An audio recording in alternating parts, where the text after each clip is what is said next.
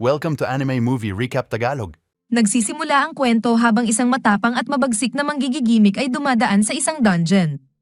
Ang kanyang pangalan ay Ren, at halos bumaba ang kanyang panga nang makaharap niya ang nakakatakot na nilalang na may matamis na hitsura ng biceps. Mukhang lubos itong malakas, nakikita natin na may bibig ito sa loob ng kanyang ibang bibig kapag ito'y sumisigaw.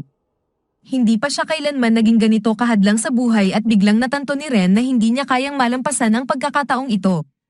Ang malaking nilalang na tila Digimon ay papalapit na sa aming bayani, kaya't hindi siya makapigil sa pagkakakamot. Hindi siya makapaniwala na ito'y nangyayari sa kanya, akala niya'y makakamtan niya ang kanyang layunin na maging isang adventurer ng mythal class.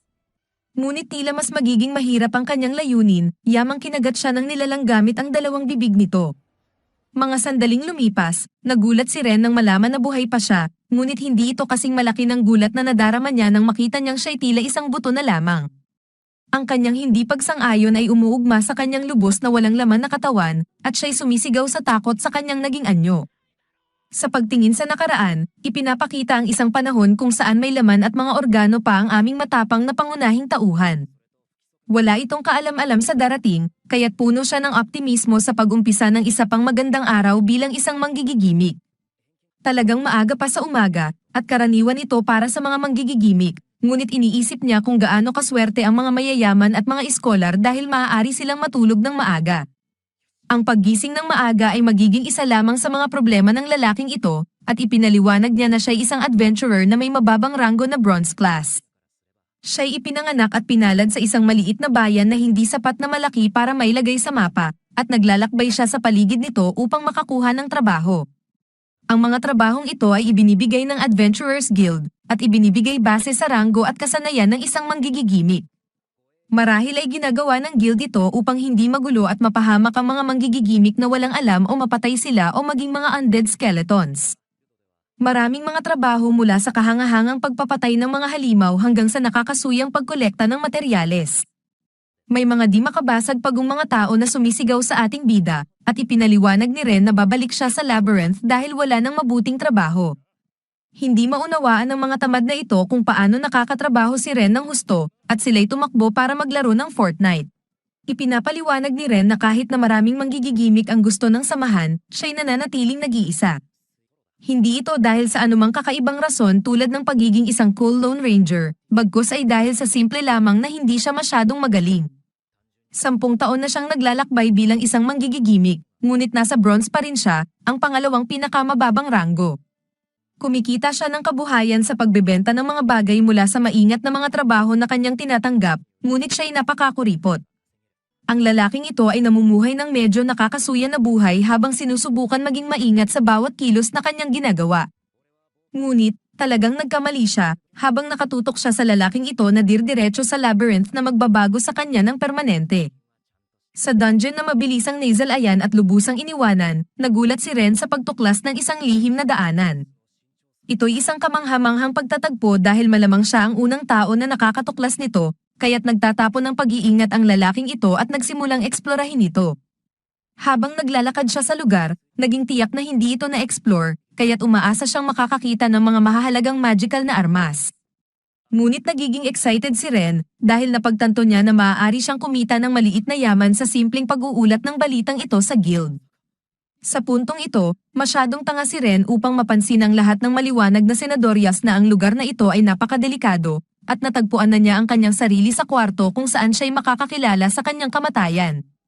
Nanunood tayo muli habang hinaharap niya ang bagay na tinatawag niyang dragon, at ipinaliwanag niya na ito ang pinakadakilang lahat ng mga halimaw.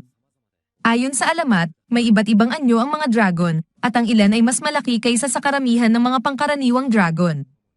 Tiyak na ganito ang kaso para sa dragon na ito dahil tila nagde-evolve ito patungo sa kanyang pangwakas na anyo. Ang matindi at mapanindigang presyon mula sa nakakatakot na halimaw na ito ay sapat na upang itigil sa kanyang kinatatayuan si Ren, at agad niyang napagtanto na wala siyang laban-laban kay Dragon Man. Sa kasalukuyan, nagtataka si Ren kung paano siya nabubuhay pa matapos lamunin. Hinahagupit siya ng kakaibang katotohanan, at nagsisimula siyang isipin kung totoo nga bang buhay siya dahil siya'y tila isang buto lamang. Ang kanyang uri ay isang immortal na halimaw na kilala bilang isang undead. Tama nga, Mukhang astig ito, ngunit madaling puksain siya ng isang obispo o pari gamit ang kanilang purification magic dahil ang mga undead ay hindi para sa mundong ito. Si Ren ay nag-iisip ng marami para sa isang taong wala namang utak at nagsimula siyang magtanong kung siya ba'y tunay na patay. Siya ay may malayang isip at may mga alaala pa rin, kaya't dapat siyang buhay sa ilalim ng ilalim. Hindi kayang sagutin ni Ren ang lahat ng mga tanong na ito hinggil sa kanyang pag-iral, kaya't nagpa siya siyang umuwi ng bayan ngunit agad niyang napagtanto na ito ay magdudulot lang ng gulo sa kanya. Malamang ay huli siyang hulihin at maaaring ipapatay. Ayaw ni Ren mamatay agad, ngunit siya'y nalilito kapag nagsimula siyang tanungin muli ang kanyang pag-iral. Ren sa wakas ay nagpa siya na lamang na ipagwalang bahala ang lahat ng kanyang problema at umalis sa kwarto na ito sa pinakamaagang oras. Habang umaalis, ipinaliwanag ni Ren ang mga misteryo ng mga labyrinth. Wala talagang nakakaalam kung saan sila nagmumula o paano gumagana. Marami sa buong mundo, at maraming mahahalagang yaman ang maaaring makita sa loob nito. Ngunit, ang bawat sulok ay may mga halimaw. Lahat ay abala sa bago nilang labyrinth ngayon, ngunit may mga solo na manggigigimik na darating sa dungeon na ito sa mga susunod na araw. Plano ni Ren na tanungin sila para sa payo tungkol sa kanyang sitwasyon, ngunit agad niyang napagtanto na kailangan niyang matutunan kung paano magsalita ng walang dila.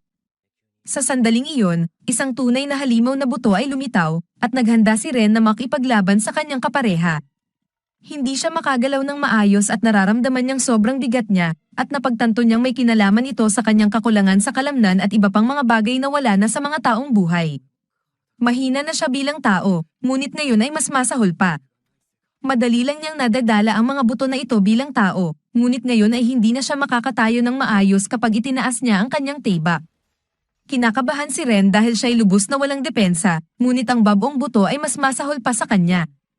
Napagtanto ni Ren na hindi niya magagamit ang anumang kakaibang teknikang tibak dahil siya'y isang pangkat ng lumilipad na buto lamang, ngunit naaalala niya na maaari niyang gamitin ang kanyang spirit energy. Swerte naman, gumagana ito kahit na hindi na siya tunay na tao, at ginamit niya ito upang mapabuti ang kanyang pisikal na kakayahan. Dahil sa pinaasang lakas ng kanyang atake, lubos na nilabag ni Ren ang bungo ng kanyang katunggali, ngunit nagulat siya nang magsimula itong kumikislap. Napagtanto niya na nabalik lang ang spirit energy na kanyang ginamit at nagtataka kung ano ang nangyayari. Sa pagtingin sa nakaraan, ipinapakita ang isang babae na nagtuturo kay Ren ng ilang bagay tungkol sa mga halimaw. May kakaibang katangian ng mga ito sa oras at karanasan, nag-i-evolve sila patungo sa mas mataas na anyo. Ito ay totoo rin para sa mga tao, dahil lumalaki sila sa pamamagitan ng pagsasanay, ngunit ang mga halimaw ay nasa ibang antas. Ginamit niya ang mga buto bilang halimbawa. Karaniwan, nananatili ang mga buto bilang buto lamang, ngunit sa mga pambihirang pagkakataon, nag-i-evolve sila patungo sa mga ghouls. Ito ay kilala bilang existential evolution, at nagkaroon ng ideya si Ren. Iniisip niya kung paano ang mga ghouls ay mga undead din ngunit tila kapareho ng mga tao dahil may laman sila. Kung maaari niyang maging isang ghoul, ang kailangan na lang niyang gawin ay magsuot ng mga kasuotan at maskara upang maaaring bumalik sa bayan nang hindi natatakot ang mga tao sa kanyang mga buto. Natagpuan ni Ren ang ilang pag-asa dahil ang kanyang bagong layunin ngayon ay talunin ang mga halimaw sa labyrinth at maging isang ghoul. Sa bayan, makikita natin na nalulungkot ang kaibigan ni Ren dahil hindi ito dumating, kaya't magluluto na lamang siya ng hapunan para sa kanyang sarili. Sa loob ng dungeon, makikita natin na si Ren ay masigasig sa kanyang gawain dahil naipanalo na niya ang 5 buto. Nakuha na niya ang kanyang kakayahang mag-ikot at natutunan niyang ang liwanag mula sa kanyang mga pinatay na kalaban ay nagpapagaling sa kanya dahil dito. Kayang gamitin niya ang spirit energy sa bawat laban. Nagpa siya si Ren na hanapin ang ilang mas malakas na halimaw at nakatagpo ng isang slime. Itinuturing pa rin silang mahina, ngunit hindi dapat baliwalain. Hindi gaanong epektibo ang mga pisikal na atake sa mga ito, ngunit wala namang kakayahang gamitin si Ren sa offensive magic. Ang kaya lang niyang gawin ay magpatindi ng apoy na hindi angkop para sa laban. Kaya't nagpa siya siyang kailangang atakihin ito ng tibak.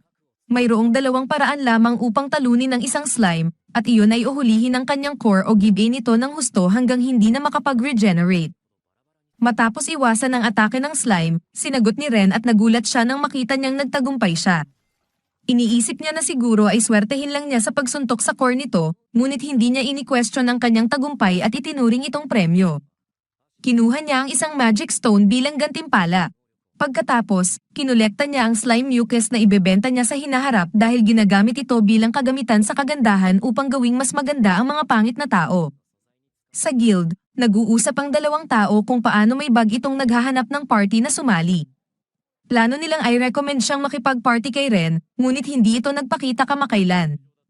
Subalit, kinapos ang bag ito sa pera, kaya't inirekomenda ng miyembro ng guild na pumunta ito sa isang madaliang labyrinth upang hanapin ang yaman at materyales. Hindi niya alam, ngunit itong labyrinth na ito ang parehong kinaroroonan ni Ren. Sa loob ng labyrinth, ipinaliwanag ni Ren kung paano siya hindi nakakaramdam ng tulad ng pagtulog o gutom, na okay lang sa kanya dahil malamang ay dadaan lang ang kahit anong kanyang kainin sa kanyang mga buto. Patuloy siyang lumalaban ng walang tigil, ngunit lumilitaw na kailangan ng mahabang panahon para sa existential evolution. Ngunit bumalik na ang kanyang pisikal na kakayahan, at maaari na niyang gamitin ang mana. Ang pinakamahuli, ngunit tila pinakamahalaga, ay maaari pa rin niyang gamitin ang kanyang divinity kahit na siya ay undead na. Bukod sa paggamot ng sugat at sakit, ang divinity ay maaari ring maglinis ng tubig at makaiwas sa pagkasira ng pagkain. Ginamit ito ni Ren upang mapanatili ang freshness ng tinapay para sa 3 araw pa, at umaasa siya na maging normal na katawan na kailangan kumain ng tinapay pagdating ng oras na iyon. Ngunit sa ngayon, itinoon niya ang kanyang pansin sa kanyang layunin at iniisip kung ilang halimaw ang kanyang kayang harapin ng sabay-sabay. Siya ay isang medyo konserbatibong tao, kaya't nagdesisyon siya na kung makakatagpo siya ng higit sa 4 na halimaw, tatakbo siya. Hindi dapat siya makatagpo ng higit sa 5 sa mababang level na labyrinth na ito, ngunit kung mangyari ito, itinuturing ni Ren na ito na ang kanyang wakas. Pagkatapos, nadarama ni Ren na napakalakas niyang mahina kahit na matapos ang 10 taong pagiging manggigigimik at 20 taong pagsasanay. May spirit energy, mana, at divinity pa siya. Kahit ang mga may pinakamataas na ranggo na manggigigimik ay bihirang mayroong 3 iyon, ngunit nais ni Ren na sana ay magkaroon siya ng kahit isa sa mga malakas na kapangyarihan. Karaniwan, ang mga taong tulad niya na hindi nababagay bilang isang manggigigimik ay umuurong. Ngunit si Ren ay nag-ensayo araw-araw ng walang palya upang subukan ang kanyang kapalaran. Kahit nakuha niya ang isang babae na turuan siya tungkol sa mga halimaw at mahika. Itinuloy niya ang pagtatangkang makamit ang kanyang layunin na maging isang mythal-class adventurer.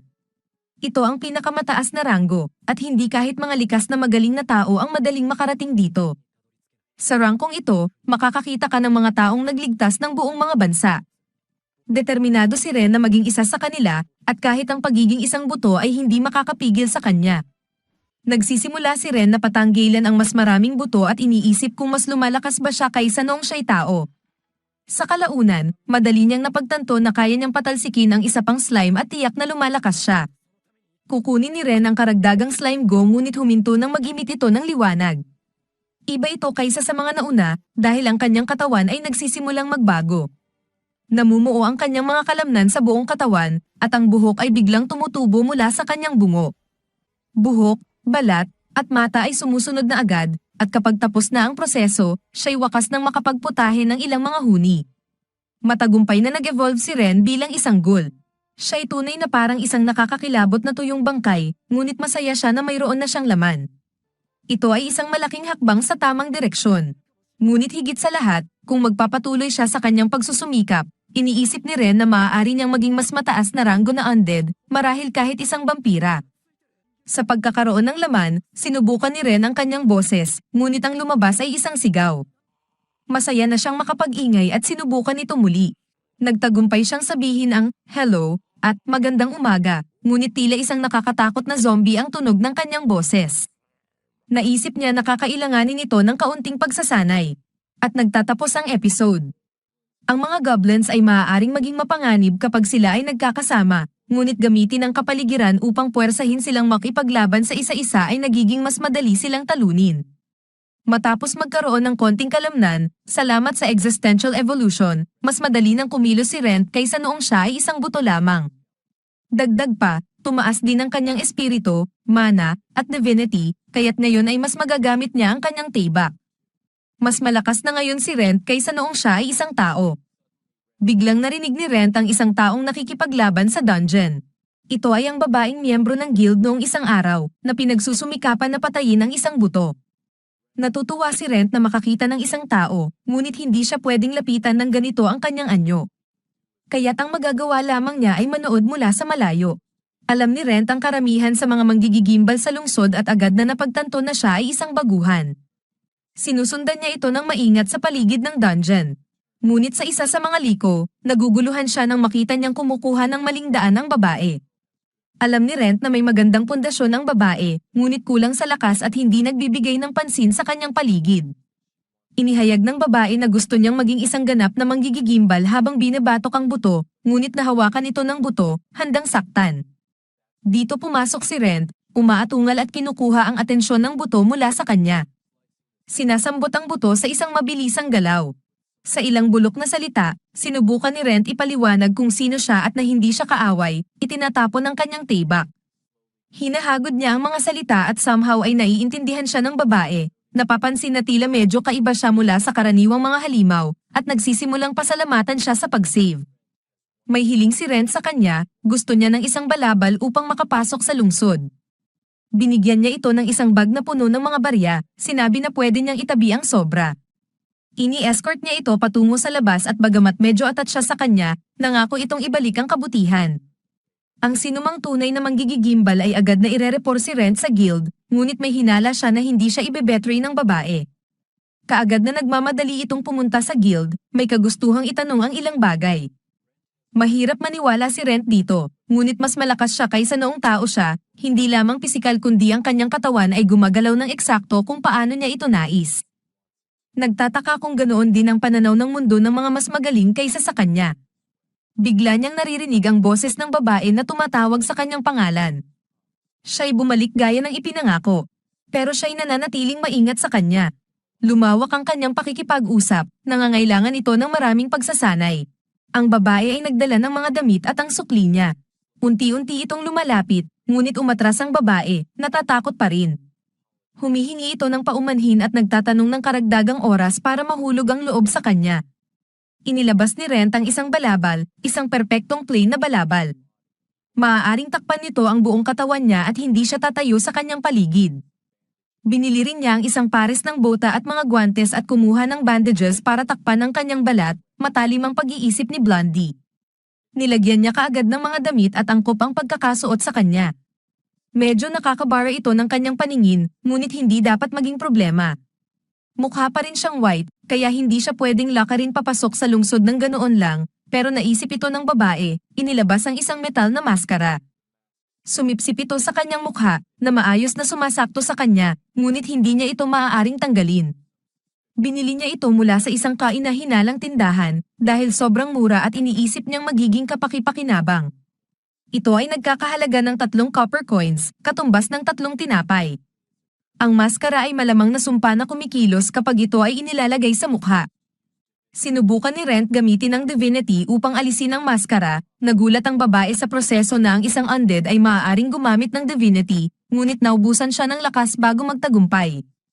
Humingi ito ng paumanhin para sa sumpang item, ngunit tinanggap ni Rent at pinaiigting ang loob niya, wala naman siyang ibang paraan para itago ang kanyang mukha. Bukod doon, tumugon ang maskara sa divinity, kaya't maaaring mag-ipon siya ng pera at humingi ng tulong sa isang malakas na pari upang alisin ito. Gusto niyang hawakan ng babae upang aliwin ito, ngunit umatras. Iniwan niya ang kanyang tibak at hinawakan ng kamay ni Rent, sinasabi na alam niya na si Rent ay hindi masamang tao, kaya't hindi na siya natatakot. Nanigas habang hawak ang kanyang kamay. Sa ganitong paraan, nagbabalik sila sa lungsod, Maal.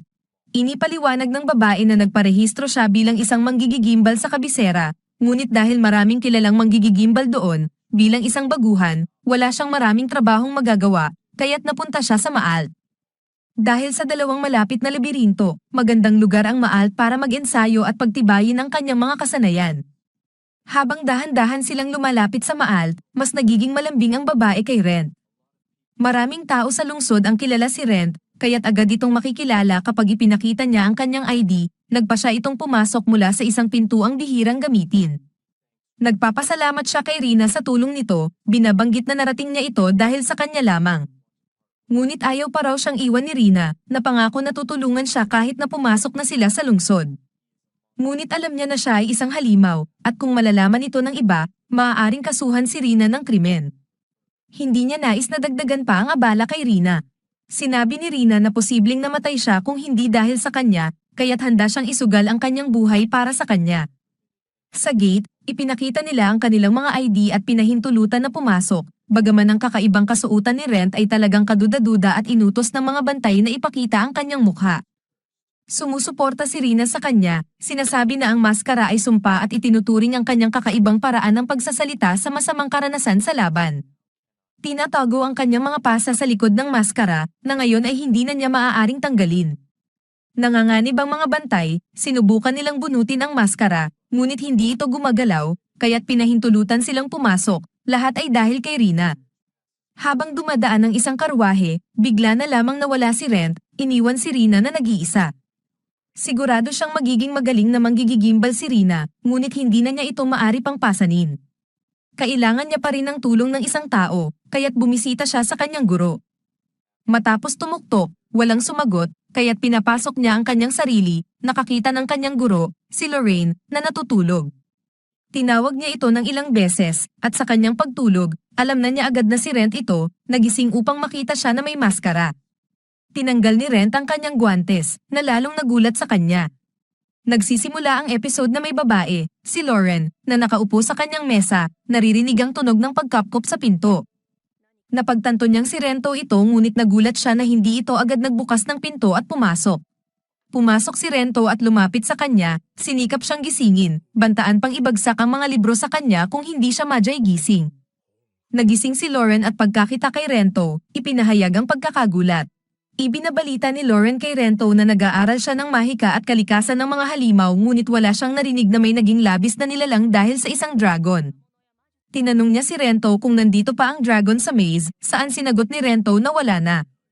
Ipinaalam ni Lauren na gusto niyang sabihin sa kanya na peking kwento ang kwento niya, ngunit kailangan niyang paniwalaan ito batay sa kanyang nakikita. Habang nag-uusap sa sarili, iniulat ni Rento na nananatili si Lauren na kalmado at hindi nagugulat sa kanyang nakita, na inaasahan niya mula sa isang manguusig at mananaliksik tulad niya. Itinatanong ni Lauren kay Rento kung sigurado ba siya na ang walang hanggang nilalang sa harap niya ay tunay na kaibigan niyang si Fento. Ipinaliwanag ni Rento na nananatili pa rin ang kanyang kamalayan at mga alaala kaugnay kay Fento ngunit tiwala siyang patay na si Fento. Iniisip niya kung ang kasalukuyang kamalayan ay pareho ng naunang kamalayan.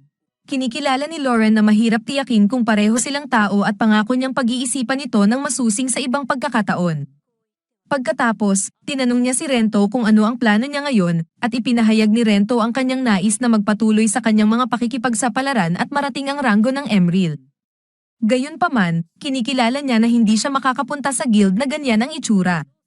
Ibinubulong ni Lauren na maaaring siyang magtangkang gawin ang mga misyon sa kanyang pangalan kung tutulong si Rento sa kanyang pananaliksik.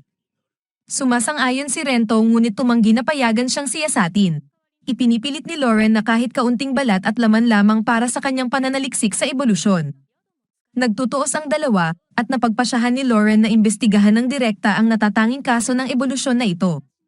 Sa umaga ng sumunod na araw, makikita natin si Rento na nagsasalin lawak ng mga bintana nang pumasok si Lauren, dala ang ilang supot ng mahikal na bato at slime currency. Ipinaalam niya kay Rento na mas makakatipid siya sa bayad na ibabayad sana niya sa guild kung direktang bibilhin ito mula sa kanya. Dagdag pa, laging mataas ang kalidad ng materyales na ibinibigay ni Rento na nagpapahintulot kay Lauren na makagawa ng mahusay na kagandahan. Kumuha si Rento ng pera at sinabihan siya ni Lauren na pupunta siya sa tindahan ng Trork. Ang eksena ay nag-transition kay Rento na naglalakad sa lungsod na nararamdaman ang kasiyahan sa pagkakaroon ng maraming pera. Tinitignan siya ng mga tao ng may pagtataka at pagkalito dahil sa nakakatakot niyang anyo. Sa wakas, dumating si Rento sa tindahan kung saan siya ay sinalubong ng babae at pinatatahanan sa kanyang anyo. Sinabi na maraming tao ang pumupunta doon na may mga mukha at katawan na lubos na deformed. Nang tanungin kung ano ang dahilan ng kanyang pagbisita, ipinakita ni Rento ang taybak at ipinaabot ang kanyang hangarin na magkaroon ng bago. Binuksan ng babae ang taybak at napansin ang maraming guhit na nagpapahiwatig na ito ay ginamit sa mga malalaking laban. Ang mga sugat sa taybak ay nagpapakita na ginagamit ni Rento ang mahika o espiritual na kapangyarihan. Kinumpirma ito ni Rento na binanggit ang paggamit ng banal na liwanag. Ipinakita ng nagtitindang babae ang kanyang pagkamangha sa kanyang natatanging kakayahan, itinuturing itong lubos na bihirang mga kakayahan. Tinatangi ni Rento na itagang lihim ang mga kapangyaring ito sa kanilang dalawa. Nagtanong si Rento kung sapat na ang pera na ibinigay niya para sa isang bagong tibak at itinatangi ng nagtitindang babae na ito ay sapat. Kumuha siya ng kalahati ng halaga bilang unang bayad at pangako na ibibigay ang natitirang bahagi pagkatapos matapos ang bagong tibak. Nagpapasalamat si Rento sa nagtitindang babae at bago umalis, iniabisuhan siya na si Cab, ang may-ari ng tindahan, ay uhaw sa kahusayan. Binalaan siya na maaaring tumagal ng ilang araw ang paggawa ng kanyang tibak at maaaring kailanganin siyang dumalo habang ito ay ginagawa. Ang eksena ay nag-shift kay Lauren, na nagbabasa ng isang aklat tungkol sa mga gilan, sinaunang nilalang na may mahabang buhay, mababang ranggo, at kahangahangang lakas. Kinakain nila ang karne ng hayop na may paboritong tao. Iniisip ni Lauren ang posibilidad na ang mga nilalang na ito ay nilikha mula sa mga tao na inatake ng mga malalakas na halimaw sa mga maze. Nawawala hindi lamang ang kanilang anyo ng tao kundi pati na rin ang kanilang kamalayan at emosyon. Pagkatapos magsara ng libro, iniisip ni Lauren si Rento, itinuturing siyang isang natatanging kaso dahil nananatili ang kanyang kamalayan habang nagbago lamang ang kanyang anyo. Kinikilala niya ang kawalan ng katiyakan kung siya pa rin ang dating tao, gayunpaman, mas nananampalataya siya na siya nga si Rento batay sa kanilang matagal na kasaysayan. Sa mga sumunod na oras, dumating si Rento, ibinubunyag ang kanyang plano na samahan siya sa isang misyon sa Air Forest. Gusto niyang tulungan siyang magdala ng mga bagahe, at dahil siya ay isang baguhan na adventurer sa Iron Rank, hindi na kailangang bayaran siya ni Lauren. Sumasang-ayon si Lauren, at nagsisimula silang maghanap ng mga papel at materyales sa pananaliksik. Sa puntong ito, nakamit ni Lauren ang titulo bilang pinakabatang babae na nakamit ang doctoral degree. Si Lauren, isang matalinong babae, ay tumanggap ng inaasam-asam na pula na libro, isang bihirang item na nakuha lamang ng ilang piling tao. Ang eksena ay lumipat sa sandali kung kailan niya natagpuan ang mga mahirap hanapin na bulaklak. Inuudyukan niya si Rento na maingat na pumitas ng halaman kasama ang kanyang mga ugat, sapagkat ang epekto ng mga bulaklak ay bumababa kapag hindi ito tinuturing ng maayos. Tumatawag si Lauren kay Rento, ang tagadala ng bagahe, na nag-abot sa kanya ng bag para sa mga bulaklak. Habang nag-aayos na sila para sa pag-alis, lumilitaw ang isang malaking doble, na naghahangad na patayin si Rento. Matagumpay na nagamit ni Lauren ang fire shell, nagpapahanga kay Rento ang kanyang kasanayan sa laban. Ipinaliwanag niya na gaya ng inaasahan sa isang adventurer na may silver rank tulad niya, may mahika siyang higit pa sa karaniwan. Matapos ang laban, inaalok ni Rento si Lauren ng tubig na iniinom. Nagtatanong siya kung ito ang kanyang unang laban, at ibinubunyag ni Lauren na marami na siyang beses na nakipaglaban ngunit laging kasama ang isang grupo ng mga kasamahan at mga gwardya. Nauunawaan ni Rento na isinama siya ng kanyang mga kaibigan upang bantayan siya. Kapag tinanong si Rento tungkol sa kanyang kasanayan sa mga halaman, inirekomenda niya kay Lauren na ang mga nagnanais maging adventurer ay dapat matutong magbasa at sumulat, magkaroon ng kaalaman sa mga halaman at halimaw, at mag-aral ng iba't ibang mga paksa. Tumingin si Lauren sa kasalukuyan at itinanong kay Rento ang tungkol sa kanyang pangalan. Nagpakilala sila sa isa't isa, at hiling ni Lauren kay Rento na gabayan siya sa pag-aaral ng mga halaman, pakikipaglaban, at lahat ng alam niya. Sumang-ayon si Rento, na na-realize na kailangan ni Lauren ng iba't ibang kasanayan upang maging matagumpay na adventurer. Iniisip ni Lauren ang paglalakbay ni Rento patungo sa Mythal Rank, binabanggit na siya ay nagtrabaho ng masigla nang hindi natitigil kahit isang araw sa nakalipas na 10 taon. Ini-imagine niya ang dedikasyon ni Rento sa pag-aaral at nararamdaman ang kapanatagan sa kanyang akademikong layunin. Natanto ni Lauren na nag-aalala ang mga matatanda dahil hindi siya sumasagot sa kanilang mga tanong at nagdesisyon siyang maghanap ng mga sagot upang maiwasan ang mas maraming parusa. Ang eksena ay nag-transition kay Rento na nakatayo kasama ang panday, na hinihingan niya na alagaan ang kanyang bagong tibak. Itinatagumpay ng panday na walang pangangailangan si Rento na mag-alala at gugugulin niya ito ng husto. Nagpapasalamat si Rento at nabanggit na umaasa siya sa panday na si Abel, na nagbigay sa kanya ng pansamantalang tibak. Pagkatapos ng kanilang usapan, umalis si Rento, at ipinahayag ng panday ang pangamba, sa pakiramdam na si Rento ay nasa isang mahirap na sitwasyon. Nababahala siya na maaaring may sumpa na nakakaapekto kay Rento, at ayaw niyang magdulot ng problema sa kanilang dalawa dahil dito. Ini-reveal ng kasama niyang babae na nabanggit ni Rento na kilala niya si Lauren at mayroong 3 attribute. Nagsabi ang babae na malapit na nilang mailantad ang katotohanan habang patuloy siyang bumibisita sa kanilang tindahan. Ang eksena ay lumipat kay Lauren na nagpapasalamat kay Rento sa mga sangkap na dinala nito. Impresyonado siya, sinasabi na matagal na niyang hindi natitikman ang lutong Rento at nagtatanong kung hindi ito kakain. Sinasagot ni Rento na hindi siya gutom. Binanggit ni Lauren na binasa niya ulit ang mga sanggunian habang wala siya at napansin ang malinaw na pagkakaiba sa pagitan niya at ng isang karaniwang ghoul. Tinanong niya kung anong anyo ang gusto niyang maging ni Rento sa susunod, at sinagot ito ni Rento na nais niyang maging isang humanoid. Itinanong ni Lauren kung plano niyang bumalik sa labirinto, at itinatangi ni Rento na ipinahayag ang kanyang hangarin na patuloy na pumatay ng mga halimaw upang maging mas malakas. Kinikilala ni Lauren ang kanyang dedikasyon sa ebolusyon at nag-aalok ng suhestyon na pumunta sa labirinto. Sumasang-ayon si Rento, sinasabi na magpapatuloy siyang pumatay ng mga halimaw upang lumakas pa. Ang eksena ay nag-shift sa labirinto, kung saan may isang lalaki na nanganganib sa isang slime monster. Ang atake ng slime ay nagpapadala ng tibak ng lalaki sa kawalan, at siya ay nangangamba. Dumating si Rento sa tamang oras, iniligtas siya, at nagpahayag ng pasasalamat ang lalaki. Sinasabi na hindi niya inaasahan na ang mga slime ay maaaring maging napakalakas. Pagkatapos niyang iligtas, iniisip ni Rento ang responsibilidad na iniuuwi ng bawat adventurer para sa kanilang sarili, lalo na kapag nagsisimula silang mag-venture sa labirinto kung saan walang nakakaalam kung ang isa ay mamamatay. Lumapit ang lalaki kay Rento, nag-aalok na maging kaibigan, ipinapakita na siya ay isang baguhan na adventurer na bagong nagrehistro ngunit hindi pa makalaban ng mga slime. Inipaliwanag niya na ang mga slime ay matindi at inirerekomenda na mag-focus siya sa kanyang restaurant kaysa sa panganib ng buhay. Ang lalaki ay nagbahagi ng kanyang mga problema sa pinansya, ipinaliwanag na kailangan niyang agad na bayaran ang utang. Sumamo siya sa iba pang mga adventurer na sumali sa kanilang party ngunit tinanggihan, kaya't nagpa siyang harapin ang labirinto ng mag-isa. Sa kanyang sariling iniisip tungkol sa mga kakaibang bahagi ng labirintong ito na para sa mga solo adventurer, humingi ng paumanhin si Rento sa lalaki na nagsasaad na siya ay abala. Ang lalaki, na dismaya, tinanggap ang sitwasyon. Gayunpaman, biglang sinabi ni Rento na maari siyang sumama at tumulong sa pagdadala ng kagamitan na nagdulot ng malaking kasiyahan sa lalaki na hindi makapaniwala sa kanyang swerte. Sa kanyang sariling iniisip, itinanong ni Rento kung totoong mabuti ang lalaking ito, ngunit nagpasya siyang ang occasional na pagtulong ay maaaring hindi masama. Ang lalaki, may suot na kanyang armor, ay nagpapahayag ng kumpiyansa sa kanyang kakayahan at binanggit na kaya niyang gawin ang lahat. Ito ay nag-trigger ng matinding pangamba kay Rento habang iniisip kung siya pa rin ay siya. Naalala niya ang mga pag-aalinlangan ni Lauren tungkol sa kanya na kung siya pa rin ang dating tao. Kahit na may pangamba, tinuloy ni Rento ang kanilang paglalakbay kasama ang lalaki hanggang sa marating nila ang isang daang. Ang lalaki, na inaakala na ito ay isang dead-end batay sa kanyang mapa, ay nagpahayag ng kalituhan. At dito, sinabi ni Rento sa kanya, "Huwag kang mag-alala, sundan mo lang ako." Bigla, natuklasan nila ang isang daang, iniwan ng astonish ang lalaki dahil ayon sa kanyang mapa, ito ay tandaan bilang isang dead-end. Nagpapatuloy sila sa pagsusuri sa daang, at ang lalaki ay namangha sa hindi inaasahang pag-ikot ng mga pangyayari. Hindi niya iniisip na makakatagpo ng ganitong lugar sa Reflected Moon Maze.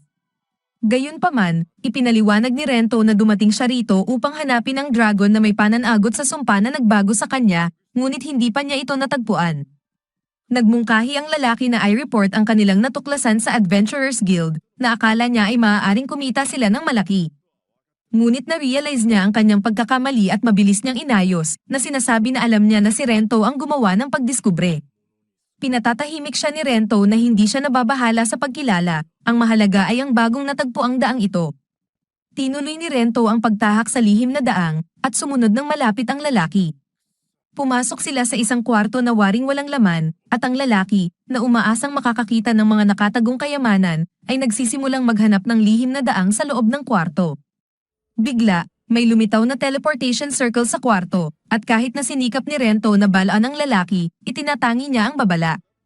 Ang lalaki ay biglang nawawala sa mahiwagang circle, iniwan ang kanyang sombrero. Agad na sumunod si Rento sa kanya sa loob ng circle. Sa pagdating ni Rento sa isa pang kwarto, nakita niya ang lalaki na nakahiga sa sahig, tila na sugatan. Bigla, isang napakalaking halimaw ang lumitaw, isang malaking buto-buto na istruktura. Iniisip ni Rento na maaaring ito ang kwarto ng lider ng halimaw at naghahanda na sa laban, hinuhugot ang kanyang tibak habang pula ang kanyang mata pati na rin ang mata ng halimaw. Nagbabayad si Rent na wala ng ibang pagpipilian kundi harapin ang malaking kalansay na undead. Sinusubukan niyang gawan ito ng spirit attack, ngunit ito'y walang epekto.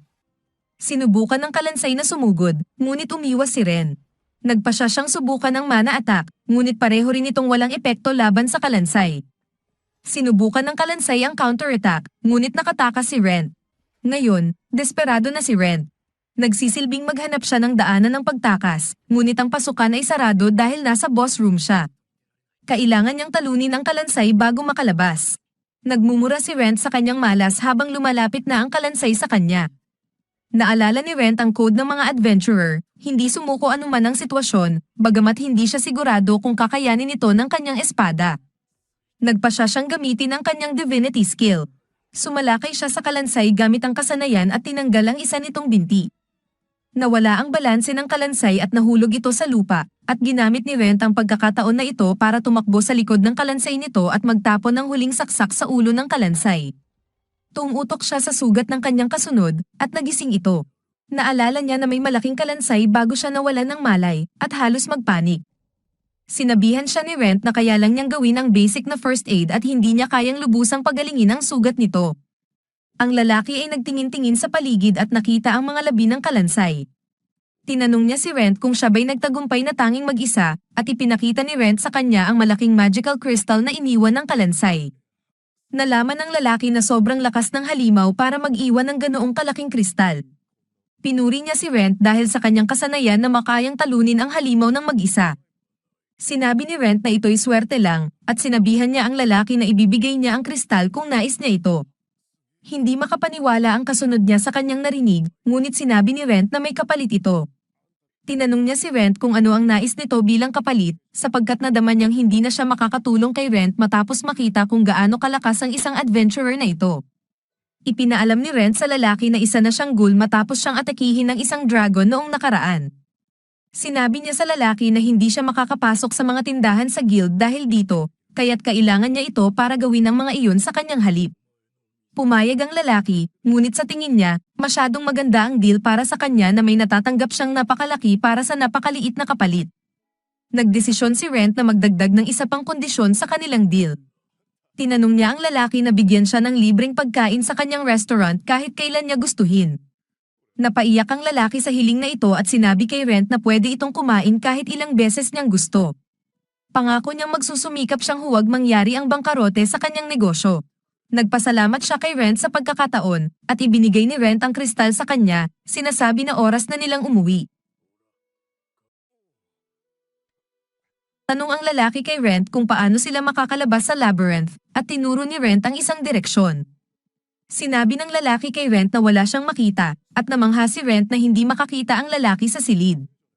Sinabi ni Ren sa kanyang kasunod na maaari silang bumalik sa kanilang dating lokasyon kung tatango sila sa direksyon na iyon, at naniniwala ang lalaki kay Ren. Lumapit siya doon at bigla siyang na-teleport pabalik. Tumingin si Ren sa likuran at nakita ang isa pang rune na nagdadala sa isa pang silid, at nagpasya siyang bumalik ito upang silipin ito ng maayos. Bumalik sila sa lungsod, at dinala ng kasunod ni Ren sa kanyang restaurant na tinatawag na The Red Dragon Pavilion. Ang lugar ay mas maganda kaysa sa iniisip ni Ren. Bigla, nagmamadali ang asawa ng lalaki at niyayakap siya, labis na natutuwa na buhay at malakas pa siya. Napansin niya ang mga sugat ng kanyang asawa, at sinabihan siya na kailangan niyang makita kaagad ang isang doktor. Sinabi ng lalaki kay Isabel, ang kanyang asawa, na inalagaan siya ni Ren matapos siyang masaktan. Hindi napansin ni Isabel si Ren noon, at humingi siya ng paumanhin sa kanyang pagiging hindi aware. Sinabi ng kanyang asawa sa kanya na nailigtas siya ni Ren at ipinakita sa kanya ang kristal na ibinigay ni Ren. Sinabi ni Isabel na hindi pwedeng kunin ang kristal, at nagtataka kung hindi pa natuto ang kanyang asawa mula sa kanilang nakaraan. Sinabi niya sa kanya na hindi nila kayang bayaran ang kanilang utang kung muling maloloko sila. Itinatagong mapanatag siya ng kanyang asawa na masyadong mabait na tao si Ren para gumawa ng kalokohan sa kanila. Ipinamalas niya kung paano niya sinabihan si Ren tungkol sa kanilang utang, at inaalok nitong tulungan sila. Sinabi niya kay Isabel na hindi ito para sa libre, at mag-aalok siya ng kanyang serbisyo kay Ren bilang kabayaran. Nagtatanong siya kung may gagawing mapanganib ang kanyang asawa, at sinabi niya sa kanya na simpleng gawain lamang ang kanyang uutusan. Sinabi niya kay Isabel na ipinangako niya kay Ren ang libreng pagkain sa kanilang restaurant, at nagtataka kung sapat na ito para mapantayan ang deal. Sinabi niya kay Isabel na sapat na ito para sa kanila at humingi siya ng paumanhin sa pang-aalala. Natuklasan ni Lores na hindi pa alam ni Rent ang kanyang pangalan at ipinakilala niya ang kanyang sarili bilang Lores. Pareho silang nagpasalamat kay Rent sa tulong na ibinigay nito at nagpaalam si Rent. Lumingon siya at nagsimulang lumakad palayo, ngunit ayaw ni Lores na umalis ito nang hindi nagpapakilala ng pangalan. Lumingon si Rent at hiningi kay Lores na huwag itong sasabihin sa iba. Sumang-ayon si Lores na itago ito at tawagin lamang siyang boss. Sinabi ni Rent kay Lores ang kanyang pangalan at sinabi ni Lores na palaging magbibigay sa kanya ng mainit na pagtanggap sa kanilang restaurant. Papunta na si Rent pauwi at iniisip niya na masamang balita na hindi si Lores ay isang sinungaling at magnanakaw. Nagumpisa nang maging pula ang kanyang paningin habang iniisip na mas mainam na ganoon. Nais niyang subukan ng isang masamang plano laban sa mga masamang tao. Dumating siya sa kanilang cottage at lalong nagiging makulay na pula ang kanyang paningin. Nagtataka siya kung ano ang iniisip niya habang bumabagsak sa kanyang mga tuhod at tinatawag ang pangalang Lorraine nang may masamang tinig. Pumasok siya sa bahay na puno ng pula sa kanyang paningin. Tinanong siya ni Lorraine kung nakaharap niya ang dragon sa labyrinth at sinabi niya na hindi. Tinanong siya ni Lorraine kung saan niya inilagay ang mga sulat mula sa kabisera para ma-replyan niya ang mga nagpadala sa kanya. Sumagot si Rent, ngunit napansin ni Lorraine na may kakaibang tunog siya. Tinanong siya ni Lorraine kung may nangyari sa kanya at sinabi ni Rent na magaan lang ang kanyang pakiramdam. Lorraine ay paparating na sana sa pagtatanong kung may magandang nangyari sa kanya, ngunit bigla na lang siyang niyayakap ni Rent. Nagtaka siya kung lasing si Rent, ngunit biglang naalala niya na hindi maaaring lasing ang isang undead. Namumuhay si Lorraine sa sandaling iyon nang bigla na lang itong ngumisi at sumaksak ng mga ngipin sa kanyang leeg. Ibinukas siya ni Lorraine at nagtaka kung ang tunay na Rent ay nasa loob pa ng kanyang katawan. Namangha si Rent sa kung gaano kasarap ang kanyang dugo, ngunit tinawag siya ni Lorraine at bumalik siya sa katinuan. Ginamit ni Lorraine ang kanyang mahika para patumbahin siya at pabagsakin sa pagkakatulog. Sinabi niya kay Rent na hindi siya magmamalasakit kung kumain siya sa kanya basta't gawin niya ito kapag siya ay malinaw ang isip. Nagising si Rent ng madaling araw na may matinding sakit ng ulo. Naalala niya na nasa labyrinth siya kasama si Lores. Tinanong siya ni Lorraine kung siya ay kontrolado ng anumang nilalang o anumang hindi natural na pagnanasa. Sinabi niya kay Lorraine na hindi siya kontrolado at naging malugod si Lorraine. Humingi siya ng paumanhin kay Lorraine, ngunit itinuring na lang ito ni Lorraine bilang isang hindi maswerteng aksidente. Sinubukan ni Rent na sabihin kay Lorraine na ito ay higit pa sa ganun, ngunit pinigilan siya nitong magsalita. Itinanong ni Lorraine sa kanya kung gaano niya naaalala bago siya nawalan ng malay, at sinabi niya na naaalala niya na siya'y nagsalakay sa kanya. Sinabi niya na naaalala niya na nakilala niya ang isang lalaki sa labyrinth, at pagkatapos ay nagsalita ito tungkol sa isang nakakatakam na pagkain. Iyon ang sandali na nawalan siya ng kontrol, at nang makita niya si Lorraine, naisip niyang sobrang masarap siya upang hindi siya kainin. Sinabi ni Lorraine na tama lang para sa isang ghoul na mangarap ng tao. Tinanong siya ni Lorraine kung hindi nasaktan pagkatapos niyang hampasin ito ng mahika, at sinabi niya na siya ay nasa maayos na kalagayan. Sinabi niya kay Rent na magpahinga na lang siya, at sinabi niya na siya rin ay magpapahinga. Pupunta na sana siya sa kanyang silid, ngunit sinabi ni Rent na nais niyang makita kung saan siya nasaktan. Inalis niya ang kanyang tela upang ipakita ang kagat. Sinabi niya kay Rent na wala na siyang natirang healing potions ngunit gagawa siya ng isa kinabukasan. Gamit ang kanyang kapangyarihan, gumaling si Rent sa sugat, at namangha si Lorraine na kaya niyang gawin iyon sa extent na iyon. Sinabi ni Rent na kayang gamutin ang mga minor na sugat, at sinabi ni Lorraine na ang pakiramdam ng paggaling ay napakasarap. Natapos ni Rent ang pagpapagaling, at tinanggal niya ang bandage.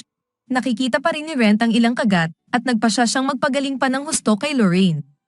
Napansin ni Lorraine na may pagbabago sa anyo ni Rent.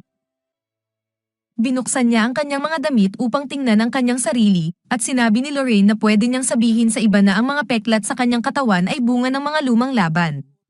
Tumingin siya sa kanyang mukha sa salamin, at nagulat siya nang makita niyang nagbago rin ang kanyang maskara. Ang ibaba ng kanyang mukha ay nakikita na, at sinabi ni Rent kay Lorraine na ang bahaging iyon ay dapat manatiling nakatago. Sumunod ang maskara at tinakpan ng ibaba ng kanyang mukha, nagpapakita lamang ng itaas na bahagi ng kanyang mukha. Nagtaka si Lorraine kung ang maskara ay sumusunod sa kanyang kagustuhan, at sinubukan ni Rent palitan ang maskara upang ipakita ang kanyang ibaba na mukha. Tinanong siya ni Lorraine kung pwede na niyang tanggalin ang maskara ngayon na sumusunod ito sa kanyang kagustuhan. Sinubukan ni Rent alisin ito, ngunit hindi ito kumikilos. Sinubukan din ni Lorraine hilahin ito mula sa kanyang mukha, ngunit hindi ito gumagalaw. Labis siyang naguguluhan dito, ngunit dahil sa siya pa rin ay mukhang isang undead, naisip niyang mas mabuti na manatili ang maskara. Nagbalik ang maskara upang takpan ang ibaba ng kanyang mukha, at sinabi ni Rent kay Lorraine na hayaan na lang muna ito doon. Napansin din ni Lorraine na mas malinaw na ang boses ni Rent ngayon, at nagtaka siya kung baka dumaan ito sa isang uri ng evolution ng kanyang pagkatao. Nalilito si Rent kung bakit naantala ang kanyang evolution dahil ang huling pagkakataon na nag-evolve siya ay pagkatapos niyang talunin ng isang halimaw. Nag-aalala si Lorraine na maaaring ang kanyang evolution ay dulot ng pagkain ng kanyang laman at dugo. Sinabi niya kay Rent na hindi ito ganap na malayo sa katotohanan, sapagkat mas kamukha na siya ngayon ng isang thrall kaysa ghoul. Ang mga thrall ay mga halimaw na mga alipin ng mga vampira. Sila ay nasa mas mababang ranggo kaysa sa mga vampira, at sinabi ni Lorraine kay Rent na siya ay tila napakalapit na sa hitsura ng isang thrall. Nagtataka si Rent kung bakit siya naging isang thrall, at sinabi ni Lorraine na ang konsepto ng existential evolution ay misteryo pa rin sa mga iskolar. Sinabi niya kay Rent na mayroon siyang isang hypothesis at sinabihan siyang huwag magpatulog habang ipinalit. Nagtataka siya kung bakit siya naging isang ghoul sa halip na isang vampira na mas kamukha sa tao. Sinabi ni Lorraine na maaaring katulad ito sa sistema ng ranggo sa guild at kailangan niyang matugunan ang mga tiyak na kondisyon para mag-evolve. Ipinaliwanag ni Lorraine na noong kanilang isinagawa ang mga eksperimento sa mas mababang uri ng hayop, natuklasan na ang kanilang evolution ay naapektuhan ng kanilang kapaligiran. Sinabi niya kay Rent na maaaring hindi lang ang kapaligiran ng mga nilalang ang nagdulot ng kanilang evolution, kundi ang mga nilalang mismo ang nagudyok nito. Sinabi niya na marahil ang kakayahan na mayroon siya ang nagdala sa kanya sa kakaibang evolution na iyon. Naintindihan ni Rent na kung gagawin niya ang lahat, maaari siyang maging vampira at sa huli maging tao ulit. Sinabi ni Lorraine na hindi siya sigurado kung maaari siyang maging tao ulit, at sinabihan siyang baka kailanganin niyang gawin ang higit pa sa pagpatay ng mga halimaw upang makamtan ang kanyang susunod na existential evolution. Naintindihan ni Rent na kailangan niyang tuparin ang marami pang kondisyon upang maging vampira. Sinabi niya kay Lorraine na marami silang hindi alam tungkol sa kanyang evolution, at sinabi ni Lorraine na ang kanilang pag-uusap ay hypothesis lamang dahil hindi rin sila sigurado sa lahat ng kanilang sinabi. Sinabi niya kay Rent na ang pinakamabuting hakbang ay hakbang ang pag-akyat. Inalok niya ang kanyang tulong sa kanyang paglalakbay. Nagpasalamat siya kay Lorraine sa pag-aalok ng tulong, at sinabi ni Lorraine na oras na para maging laboratorio ito, at inutusan siya na tanggalin ang kanyang mga damit. Inilahad niya ang lahat ng gagawin niya kay Rent upang malaman ang lahat ng kinakailangan niyang malaman tungkol dito. Nagulat si Rent sa lahat ng ito, ngunit sinabi ni Lorraine na magsisimula sila ng eksperimento kinabukasan. Nagulat si Rent dito, at sinabi ni Lorraine na common sense na malaman na siya ay pagod na. Kinabukasan, natutulog pa rin si Lorraine, ngunit si Rent ay nasa labas na at nagpapalakas ng kanyang katawan sa pamamagitan ng pag-ikot ng kanyang espada. Naniwala siya na maayos pa ang kanyang pakiramdam, ngunit tiningnan niya ang kanyang espada at nakita niyang pudpud na ang kanyang talem. Hindi siya pwedeng pumasok sa labyrinth na may ganung espada, at alam niyang magagalit si Chloe kapag ibinalik niya ito dito. Ibinigay niya ito kay Chloe, at sinabi ni Chloe sa kanya na ang espada ay hindi na maari pang maayos. Humingi ng paumanhin si Rent sa paggamit ng divinity sa espada. Naintindihan na ngayon ni Chloe kung bakit sobrang labo na ng kondisyon ng espada. Sinabi niya kay Rent na wala na raw dapat na malapit ang halimaw na nangangailangan ng divinity para mapatay, at sinabi ni Rent na nakatagpo siya ng isang malaking kalansay sa isang hindi pa natalagang teritoryo. Hindi makapaniwala si Chloe, at ngayon ay nauunawaan na niya kung bakit kakaiba ang set ng kagamitan ni Rent. Tinanong niya si Rent kung buong-buo na niyang in-explore ang teritoryo, at sinabi ni Rent na hindi pa niya ito nagagawa. Hiniling niya kay Chloe kung pwede nitong tapusin agad ang kanyang espada. Inaasahan na ni Chloe ang kanyang request, at sinabi niya kay Rent na malayo pa sa pagiging tapos ang kanyang espada. Binigyan niya si Rent ng kapalit para sa kanyang pudpud na espada, ngunit ito ay kaunti ng mas maganda. Umalis si Rent sa tindahan na masaya na may kapalit na siyang espada. Habang naglalakad si Rent sa kalsada, nakita niya si Isabel at Lores na bumibili ng mga sangkap para sa mga pagkain na ihahanda sa kanilang restaurant. Inanunsyo ni Lores sa lahat na muling bubuksan ang Red Dragon Pavilion ngayong araw. Masaya si Rent sa balitang ito, at tahimik na naglakad palayo. Sa huli, si Ren ay nasa ilalim ng lab ni Loren, at ipinangako niyang tulungan siya sa kanyang mga eksperimento, ngunit nagdududa na siya ngayon na nakikita niya ang concoction na niluluto niya. Ipinakita niyang may halong lason ito at sobrang pangit ang lasa, ngunit iyon lang ang epekto nito, wala itong negatibong epekto sa kanya sa anumang paraan, salamat sa kanyang kalikasan bilang undead. Gayunpaman, siya pa rin ay makakagamit ng mga panlunas at mga halamang gamot, kaya tiyak na hindi siya sumusunod sa normal na mga patakaran ng pagiging undead. Sa puntong ito, sobrang inantok na si Lurin mula sa lahat ng mga eksperimentong ginawa niya kay Ren, na nagtulak sa kanya na magtanong kung nararamdaman pa rin niya ang pangangailangang matulog, kahit na siya ay isang ghast. Sinasabi niya na halos hindi na siya kailangang matulog. Gayunpaman, pagdating sa kanyang gana sa pagkain, bagamat hindi niya gustong aminin ito, may kaunting pagnanasa siyang uminom ng dugo ng tao. Inaasahan na ito ni Lurian at inaalok kay Ren ang isang vial na naglalaman ng isang misteryosong likido. Maatim niyang kunin ito, ngunit habang binubuksan niya ang bote at humihigop, natuklasan niyang dugo ng tao ito. Sinisiguro sa kanya ni Lurian na ito ay kanyang sariling dugo, kaya't bagamat nag-aalinlangan siyang kumain ng dugo ng tao, kailangan niyang kumain ito paminsan-minsan upang pigilan ang kanyang sarili mula sa pagkawala ng kontrol at pagsalakay sa mga taong random, gaya ng ginawa niya noong huli.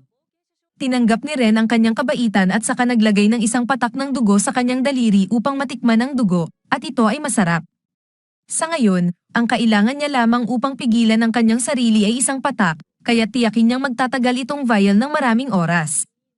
Sinasabi niya sa kanya na malapit nang umalis, kaya't dapat itong magpahinga habang wala siya.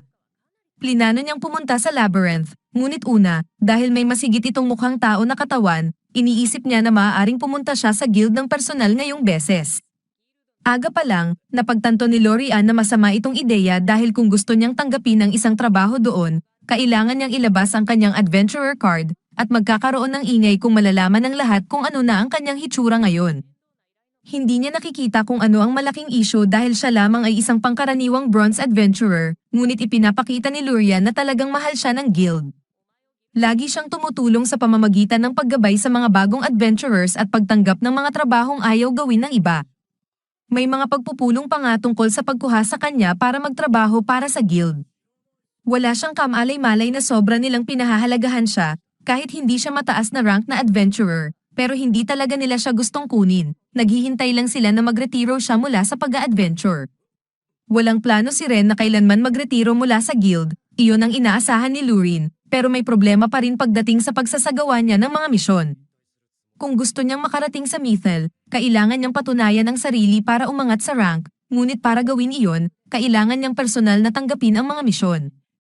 At dahil hindi siya pwedeng magpakita doon bilang Ren ng walang ingay, inirerekomenda ni Lurin na magparehistro siya bilang isang bagong tao.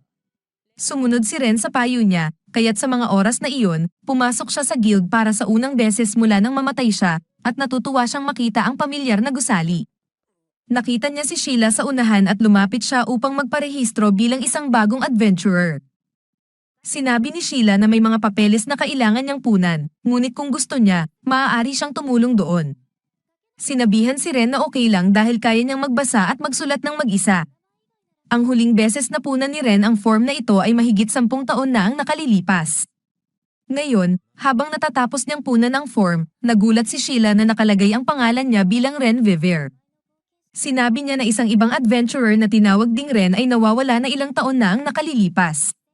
Natuwa si Ren na iniintindi pala siya ni Sheila, ngunit para itabingga ang kanyang mga hakbang, tinanong niya kung tinutukoy niya ang isang lalaki na tinawag na Ren Fea.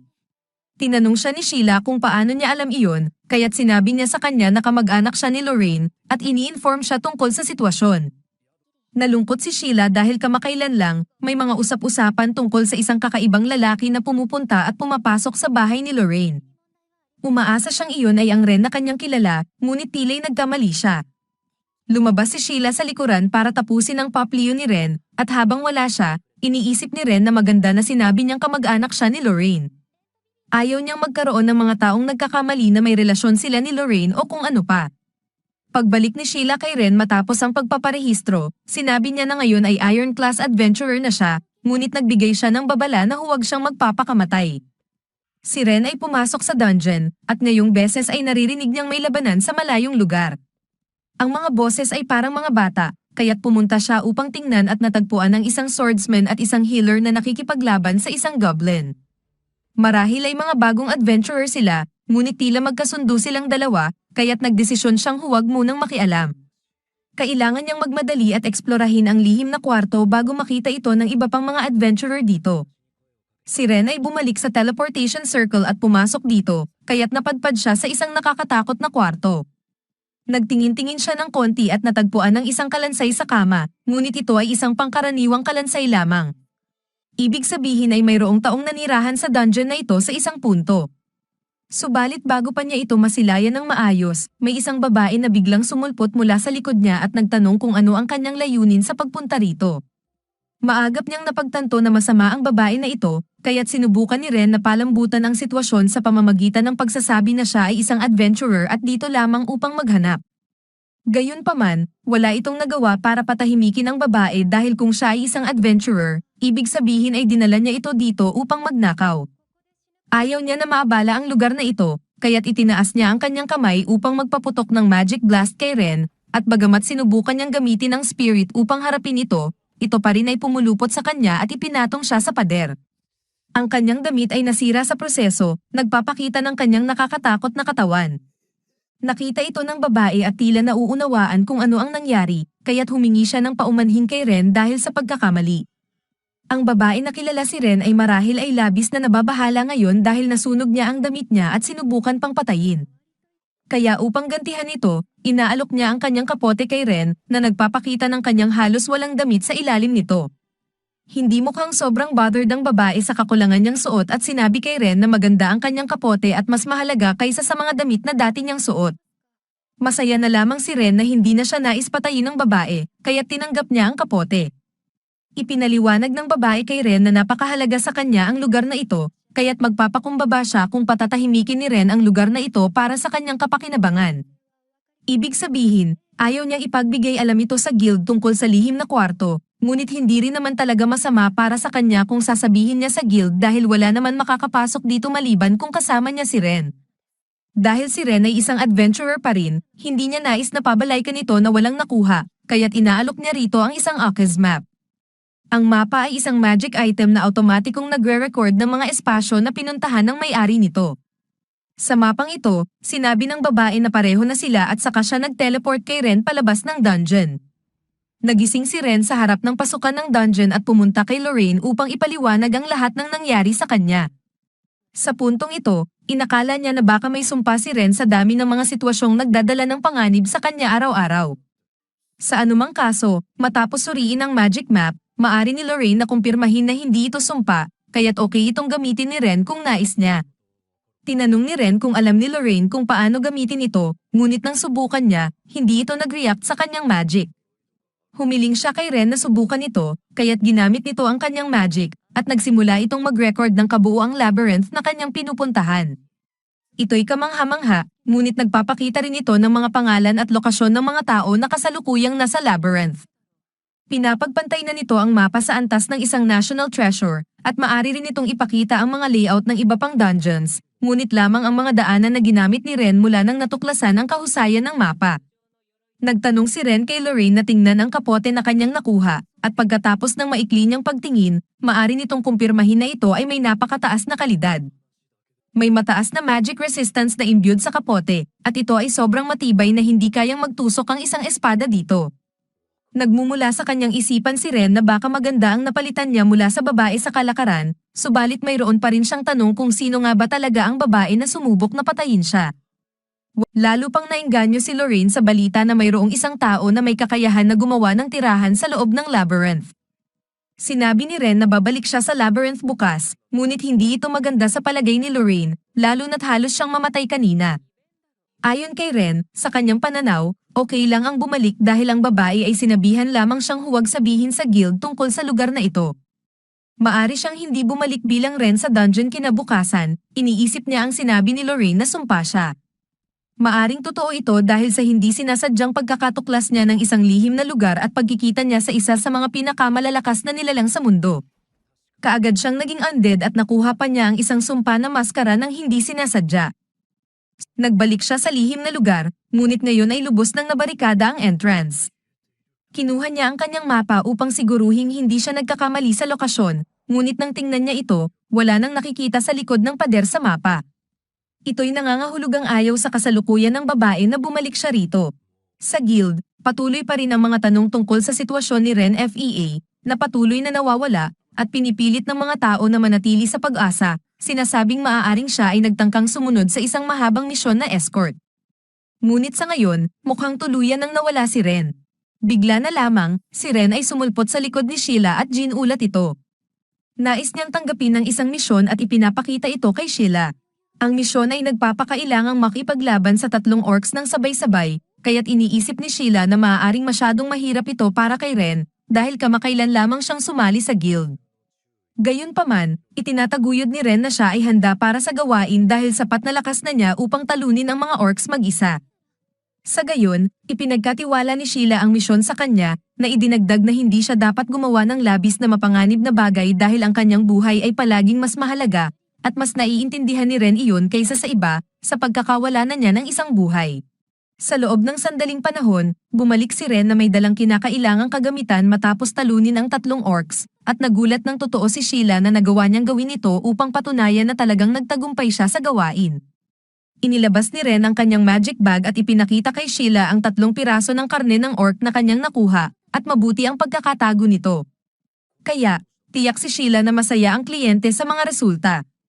Bagaman hinihingi niya kay Ren na maghintay sandali habang siya ay pupunta sa likod upang gawin ang isang bagay, habang naghihintay si Ren, ang iba pang mga manlalakbay sa guild ay nag-uumpisa ng magbulungan tungkol sa kanya, dahil sa tila ba siya ay nagtumbang 3 orcs ng mag-isa bagaman siya ay isang baguhan.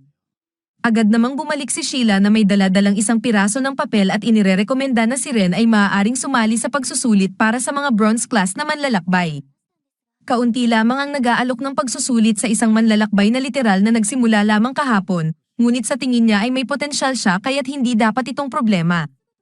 Sa gabing iyon, nakikipag-usap si Ren kay Lorraine, at siya ay namamangha na agad siyang inalok sa promosyon pagkatapos niyang sumali bilang bagong manlalakbay. Ngunit may saysay ito kung tutuusin kung titingnan ang antas ng lakas na mayroon siya ngayon, lalo na dahil sa katawan ng mga patay na kanyang mayroon. Pero ito pa rin ay bilang ng kanyang lakas.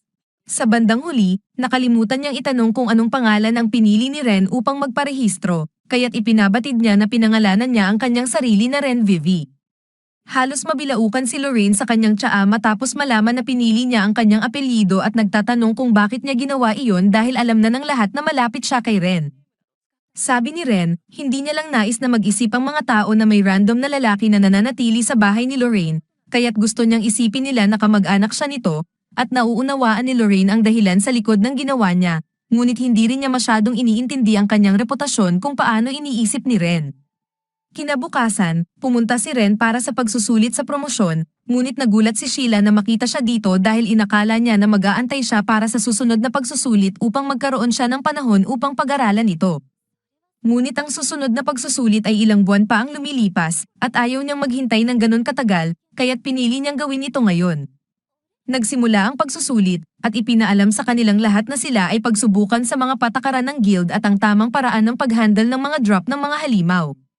Kaya't ang mga pumasa lamang sa pagsusulit na ito ay papayagan na magpatuloy sa practical exam. Ngayong lahat ay in-inform, sinabi ng tagapagtaguyod na ang lahat ng nais na sumailalim sa pagsusulit sa pagsulat ay sundan siya. Silang lahat ay umupo sa isang klase, at napagtanto ni Ren na mas marami ang mga tao kaysa sa inakala niya. May mga kakilala rin siyang mga mukha na sumasailalim sa pagsusulit. Pagkatapos ng pagsusulit, maraming manlalakbay ang nagpapagalit sa kanilang sarili dahil sa pagkabigo, ngunit nagawa ni Ren na makakuha ng perpektong marka sa pagsusulit, kaya tinanong niya kung ano ang kanyang kailangang gawin para sa practical exam. Ipinaalam sa kanya ni Sheila na kinakailangan niyang bumuo ng isang party kasama ang ilang iba pang mga pagsusulit at tapusin ang isang trabaho para sa guild. Kaya't ipinakilala niya siya kay Laura at Rice. Hindi gaanong nagugustuhan ni Rice si Ren, ngunit ipinakilala niya ang kanyang sarili bilang isang mandirigma na kayang gamitin ng espiritu upang taasan ang kanyang pisikal na lakas. Susunod ay si Laura, na nagpakilala bilang isang mangkukulam na kayang gamitin din ang magic ng pagpapagaling. Malapit nang magsimula ang pagsusulit, kaya't nakuhang pansin ng tagapagtaguyod ang lahat at ipinaalam na sila ay magtutungo sa Labyrinth of the New Moon, at pagkatapos ay ibibigay sa kanila ang mga mapa, at ang kanilang trabaho ay marating ang punto na nakatanda sa mapa. Wala namang partikular na mga limitasyon, at ang lahat ay dapat na magtungo sa parehong lugar, kaya't ito ay isang karera papunta sa finish line. Nagtungo ang mga manlalakbay sa Labyrinth of the New Moon, at kumpiyansa si Rice dahil nakaranas na siya dito dati, bagaman sa unang palapag lamang. Bago pa man sila makapasok, pinigilan ni Ren si Rice at Laura, sinasabi sa kanila na baka kailangan nilang bumili ng bagong mapa. Ang ibinigay sa kanila ng guild ay may lagpas na 15 na taon na, kaya't hindi nila maaaring pagkatiwalaan ang anumang nakasulat dito. Pumunta si Ren sa isang malapit na tindahan at humiling na bumili ng mapa. Kaya't ang may-ari ng tindahan, sa palagay na mayroon siyang 2 mangmang dito, sinubukan na ipagbili ang mapa sa kanila para sa 2 pilak na barya. Dahil alam ni Ren ang tunay na presyo, sumang-ayon ang tindero na tanggapin ang mga tansong barya. Ngayon, sa paghahambing ng bagong mapa sa lumang isa, may mundo ng pagkakaiba sa pagitan ng dalawa, dahil ang bagong mapa ay mas bago kaysa sa ibinigay sa kanila. Binigyan sila ng payo ng tindero at sinabihan silang makinig sa sinasabi ni Ren dahil sa mukhang alam niya ang kanyang sasabihin. Sumang-ayon si Rice, ngunit hindi pa rin niya maintindihan kung bakit ibinigay sa kanila ng guild ang mga luma at hindi na-update na mapa. Binigyang diin ni Ren na maaaring ang karwahe na nagdala sa kanila dito ay maaari rin lamang silang dalhin sa ibang lugar na walang kaalam-alam. Kaya't bilang isang manlalakbay, hindi dapat masyadong magpabiyan ng bantay kung ayaw nilang mabiktima sa mga munting daya tulad nito. Ang grupo ay agad na pumasok sa dungeon at natagpuan ng isang hukbo ng mga bungo na kailangan nilang harapin sa laban. Paalala ni Ren kay Rice na laging mag-ingat habang nasa laban, at sa tulong ni Laura, matagumpay nilang napapatay ang maraming bungo ng medyo madali. Impressed si Ren sa kung gaano kahusay ang kanilang kakayahan sa kabila ng kanilang edad at kung paano nila nauunawaan ang teamwork ng maayos. Nagpapasalamat siya sa tulong, ngunit hindi ganito karami ang mga halimaw dito noong huli siyang nasa labyrinth. Tama siya, at alam ni Ren kung ano ang nagiging sanhi nito habang nakakita siya ng isang supot ng insenso sa lupa. Ang mga bagay na ito ay madaling maka-attract ng mga halimaw sa isang lugar, ngunit hindi naiintindihan ni Rice kung bakit sila narito. Kinuha ni Ren ang atensyon ng dalawa at ipinaliwanag na may ambush na mangyayari sa harap at hindi ito magiging mga halimaw ngayong pagkakataon, kaya't dapat silang handa na makipaglaban sa mga tao. Sa isang tabi, nagposisyon si Ren upang kontrahin ang sneak attack at matagumpay niyang binaril ang espada ng lalaking kalbo. May 2 pang darating upang umatake, kaya't iniwan ni Ren ang mga kalbo kay Rice habang sinusundan niya ang pusalero at manggagamot. Sinubukan ng pusalero na bumaril ng pana sa kanya, ngunit nakaiiwas si Ren at nakalapit upang patumbahin siya. Kaagad pagkatapos, kanyang hinarap ang manggagamot at sinira ang kanyang baston. Samantala, nangangapa pa rin si Rice laban sa mandirigmang mas malakas sa kanya, kaya't kailangan niya ang tulong ni Laura upang mabulag ito habang siya ay bumabalik para sa ikalawang round. Mukhang hindi nakakailanganin pang makialam si Ren dito, at sa wakas ay nagawa nilang pabagsakin ang lalaki sa pamamagitan ng pagtutulungan. Pagkatapos na atali ang mga ito, natuklasan nilang ang mga lalaking ito ay sumasailalim din sa pagsusulit sa promosyon. Sinabi ng tagapagturo na pinapayagan ang lahat, kaya teknikal na hindi ito sumusuway sa anumang mga patakaran, ngunit bumabalik ito sa unang punto ni Ren na anuman ay maaaring mangyari sa labyrinth, kaya't hindi nila dapat pabayaan ang kanilang mga sarili. Bilang mga manlalakbay, sila ay nakarating lamang dito dahil sa tulong ni Ren, kaya't nilunok ni Rice ang kanyang dangal at pangako na susundin niya ang mga utos ni Ren mula ngayon. Tumuloy sila, at sinabihan ni Ren ang lalaking nakabantay sa kanila na huwag pabayaang masyadong mahaba ang mga kaibigan niyang nakatali. Ang mga lalaking ito ay tunay na ipinadala ng guild, ngunit hindi dapat may paraan para sa isang bagong manlalakbay na malaman ng anuman tungkol dito, kaya't ang lalaking nagtatago ay nagkakaroon ng kanyang mga suspecha kay Ren. Samantala, sa guild, tinawag si Sheila ng guildmaster dahil sa mga chismis na kumakalat tungkol kay Ren Vivi. Bagaman hindi naman talaga siya gumawa ng anumang masama, sinasabi ng ibang manlalakbay na maaaring siya ay isang kriminal sa kanyang kasanayan at sa kawalan ng kaalaman tungkol sa kanyang nakaraan. Hindi naman talaga ito sapat na dahilan upang gumawa ng anumang aksyon laban sa kanya, ngunit hindi nila maaaring balewalain ang mga akusasyon tulad nito, kaya't gusto niya na bantayan si Ren. Makarating na sa pintuan ng silid ng boss ng dungeon ang grupo ni Ren, at medyo nag-aalangan si Rice na ipagpatuloy ang laban sa boss, ngunit ito lang ang paraan upang marating ang layunin. Sinasabi ni Ren sa kanya na walang kahihiyan na umatras sa isang laban na hindi mo siguradong panalo, ngunit ilang sandali pa lang pagkatapos, may isa pang party na lumalapit at nag-uumpisa ng pag-aaway sa kanila dahil sa pagpunta nila sa harap. Una, iniisip ni Ren na ito ay isang magandang pagkakataon, kaya't habang ang ibang manlalakbay ay nagsisimulang makipag-away sa kanila at ginugulo si Laura, Itinutok ni Ren ang kanyang espada sa lider ng kabilang partido at ipinakita na maari niyang durugin sila sa loob ng kalahating segundo kung nais niya. Nag-urong sulong ang lider ng kabilang partido at sinabi na biro lang daw ang kanilang mga sinabi, ngunit sa kabila ng kanilang kabastusan, hinayaan pa rin ni Ren na sila ang magpatuloy. Sa simula, iniisip ng kabilang partido na tanga si Ren na pahintulutan silang magtungo sa harap, at hindi maintindihan ni Rice kung bakit ipapahintulot niya sa kanila na unang makipaglaban nang sila ang unang dumating, ngunit tiyak si Laura na may mga dahilan si Ren para gawin ito, at ilang sandali pa lang pagkatapos, narinig ang isang sigaw mula sa loob ng silid ng boss, at kinakailangan ng mga manlalakbay na ito ay dalhin palabas dahil sila ay lubhang nasugatan. Tiyak si Ren na mawawalan sila ng laban, ngunit may mga tauhan ang guild na nakatalaga sa malapit upang iligtas ka kahit na matalo ka, kaya't wala nang dapat katakutan si Rice para sa labang ito. Gayunpaman, wala talagang balak si Rice na tumakas dahil kahit na siya ay natatakot, kung tatakbo siya dito, hindi na niya maihahayag ang kanyang sarili bilang isang manlalakbay kailanman, kaya't patuloy siyang magpupursigi kasama si Laura. At ngayong nagdesisyon na siya, sama-sama silang pumapasok sa dungeon upang harapin ang boss. Umiiwas silang tumingin sa paligid ng silid, nagbabantay sa boss upang hindi sila bigla ang masorpresa. Bigla, isang napakalaking malabnaw na slime na may kristal sa kanyang core ay bumabangon mula sa lupa sa harap nila. Handa na silang lahat na makipaglaban sa Grand Slime, at si Ray ay tiwala na hindi sila matalo tulad ng naunang grupo ng mga manlalakbay. Iniisip ni Ray na magiging magandang ideya na isulat sa kanilang ulat na kanilang nilabanan ng boss matapos matalo ito ng naunang grupo, ngunit iniisip ni Rent na mali ang kanilang iniisip dahil hindi hiningi sa kanila ng request na talunin ng boss. Mas madali sana para sa kanila kung naunang naibagsak ng naunang grupo ang boss, ngunit nakikita ni Rent ito bilang pagkakataon upang matuto sa mga hirap ng buhay. Nagmamadali si Ray patungo sa Grand Slime at halos siya nang sumalakay ito, ngunit siya ay nagpapaliwanag at nakakaiwas ng perpekto. Sinasabi ni Rent sa kanya na tumutok sa core ng slime, ngunit kaagad na hindi na ipapasok ni Ray ang kanyang tibak sa loob ng slime. Binabangga siya ng slime pababa sa lupa, ngunit bumangon siya at nakakaiwas sa susunod nitong serye ng mga atake. Si Lola ay halos tumulong sa kanya gamit ang kanyang mahika, ngunit sinasabi ni Rent sa kanya na mag-focus sa pagkukolekta ng kanyang mana. Tiwala si Rent na kaya nilang mapabagsak ang Grand Slime gamit ang kanilang kakayahan kung magtatrabaho silang magkasama ng maayos. Bago sila pumasok sa silid, sinabi ni Rent kay Ray na hindi epektibo ang mga pisikal na atake laban sa slime. Sinabi niya sa kanya na kailangan nilang gumamit ng mga atake ng mahika laban dito, at tinanong niya si Lola kung kaya niyang ihagis ang malakas na spell ng apoy. Sinabi ni Lola na kaya niya, ngunit tatagal ito ng oras bago niya ito matapos. Sinabi ni Rent sa kanya na haharapin niya ang atake ng slime habang siya ay nag-iiskas ng spell, ngunit sinabi ni Ray na gusto niyang siya ang gumawa nito.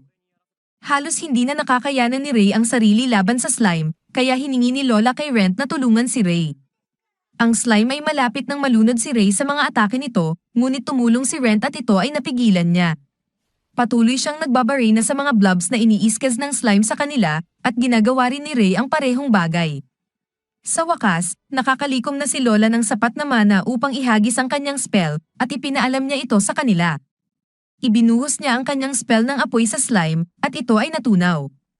Masaya si Lola na ang kanyang spell ay epektibo laban dito, at sinabi ni Rent kay Ray na tapusin ang slime bago ito mag-regenerate. Tinabihan ni Ray ang core ng slime, at sila ay masaya na silang nagtagumpay na matalo ang boss. Dala ni Rent ang isang bote at sinabi sa kanila na kailangan nilang kunin ang slime fluid dahil maaari itong magbigay sa kanila ng malaking halaga ng pera. Nagsimula silang magpuno ng kanilang mga bote ng slime fluid, ngunit may ilang manlalakbay na ginamit ang pagkakataon na iyon upang tumakbo patungo sa finish line. Alam ni Rent na mapapansin ni Lola na may patibong sa harap. Bigla namang nagpalabas ng sleeping gas, at ang mga manlalakbay ay biglang nawalan ng malay. Inaasahan ni Rent ang patibong dahil ang mga tao ay madalas magpakampante bago nila maabot ang kanilang layunin. Sinabi ni Rent sa kanila na kahit na maabot ng mga manlalakbay ang layunin bago sa kanila, hindi ito magiging problema. Napagtanto ni Lola na hindi tungkol sa pagtatapos ng maaga ang pagsusulit. Pinapaalala niya kay Ray na hindi sinabi ng Guildmaster na ang partido na unang matatapos ang pagsusulit ay ang nagtagumpay, sinabi lamang niya na ang unang partido na matatapos ay makakatanggap ng pribilehiyo. Lahat ay nagkamali ng akala na ang partido na unang matatapos ay ang mananalo ng pagsusulit dahil pinaniwala sila nito. Napagtanto ni Ray na hindi dapat siya nag-alala tungkol sa pagtatapos ng maaga sa buong panahong iyon. Sinabi ni Ren sa kanya na ang kanilang kailangan lang gawin ay tapusin ang pagsusulit sa loob ng oras na itinakda, at sinabi ni Ray na marahil ay mas magiging mahusay kung naunawaan niya ang impormasyon ng mas maaga. Sinabi ni Ren sa kanya na dapat niyang mag-isip para sa kanyang sarili bilang isang first-rate adventurer. Narating nila ang huling destinasyon at binuksan ang pinto papasok sa silid. Isang opisyal ng guild ang bumati sa kanila, sinasabing sila ang unang nakarating sa destinasyon. Hindi nila ito pinaniniwalaan at hinahanap nila ang patunay ng kanyang pagkakakilanlan bilang isang opisyal ng guild.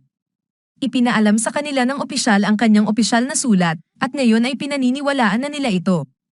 Ibinigay niya sa kanila ang mga bronze crest at sinabi niya sa kanila na kapag iniharap nila ang mga crest sa receptionist, sila ay kumpirmadong bronze rank na mga adventurer.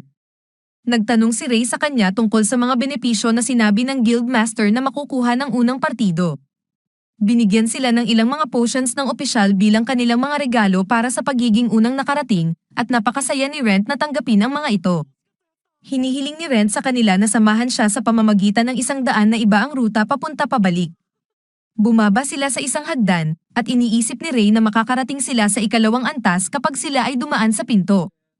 Sinabi ni Rent sa kanya na ang labyrinth ay isang lugar na hindi kayang maunawaan ng tao, at siya ay magiging saksi sa mga pangyayaring iyon.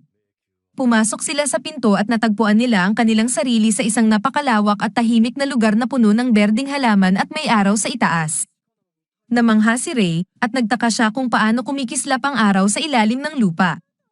Narinig ni Lola ang mga kwento tungkol sa pagbabago ng tanawin sa labirinto sa bawat palapag, ngunit hindi niya inaasahan na ito ay magiging ganito kaganda. Sinabi ni Rent sa kanila na ito ang uri ng mundo na kanilang haharapin mula ngayon, at pareho silang excited. Gusto ni Ray na mag-explore ng kahoyan ng kaunti, ngunit sinabi sa kanya ni Rent na kailangan nilang bumalik sa guild upang tapusin ang pagsusulit, at nalungkot siya dito. Bumalik sila sa guild, at pagdating doon, pareho ng pagod sina Ray at Lola dahil sa mga patibong na kanilang pinagdaanan. Nagpasa sila ng mga crest kay Sheila sa reception desk at kinumpirma niya ang katapusan ng kanilang bronze rank ascension exam. Nagtanong si Ray kung sila na ba ngayon ay bronze rank na mga adventurer, ngunit tila hindi kumbinsido si Sheila. Isang opisyal ng guild ang nagbigay sa kanya ng ulat at sinabi sa kanya na maaring kumpirmahin sila bilang mga bronze rank na mga adventurer. Sinabi ng opisyal sa kanila na mas lumilitaw ang isang mas pakikipagsapalaran na personalidad sa panahon ng pagsusulit, at hindi nila may promote ang sinuman na may diangkop na personalidad. Nagtanong si Lola kung paano sila nagawa, at sinabi ni Sheila sa kanya na nagawa nila ng maayos at sila ay opisyal ng mga bronze rank na mga adventurer. Napakasaya ni na Ray at Lola na pumasa sila.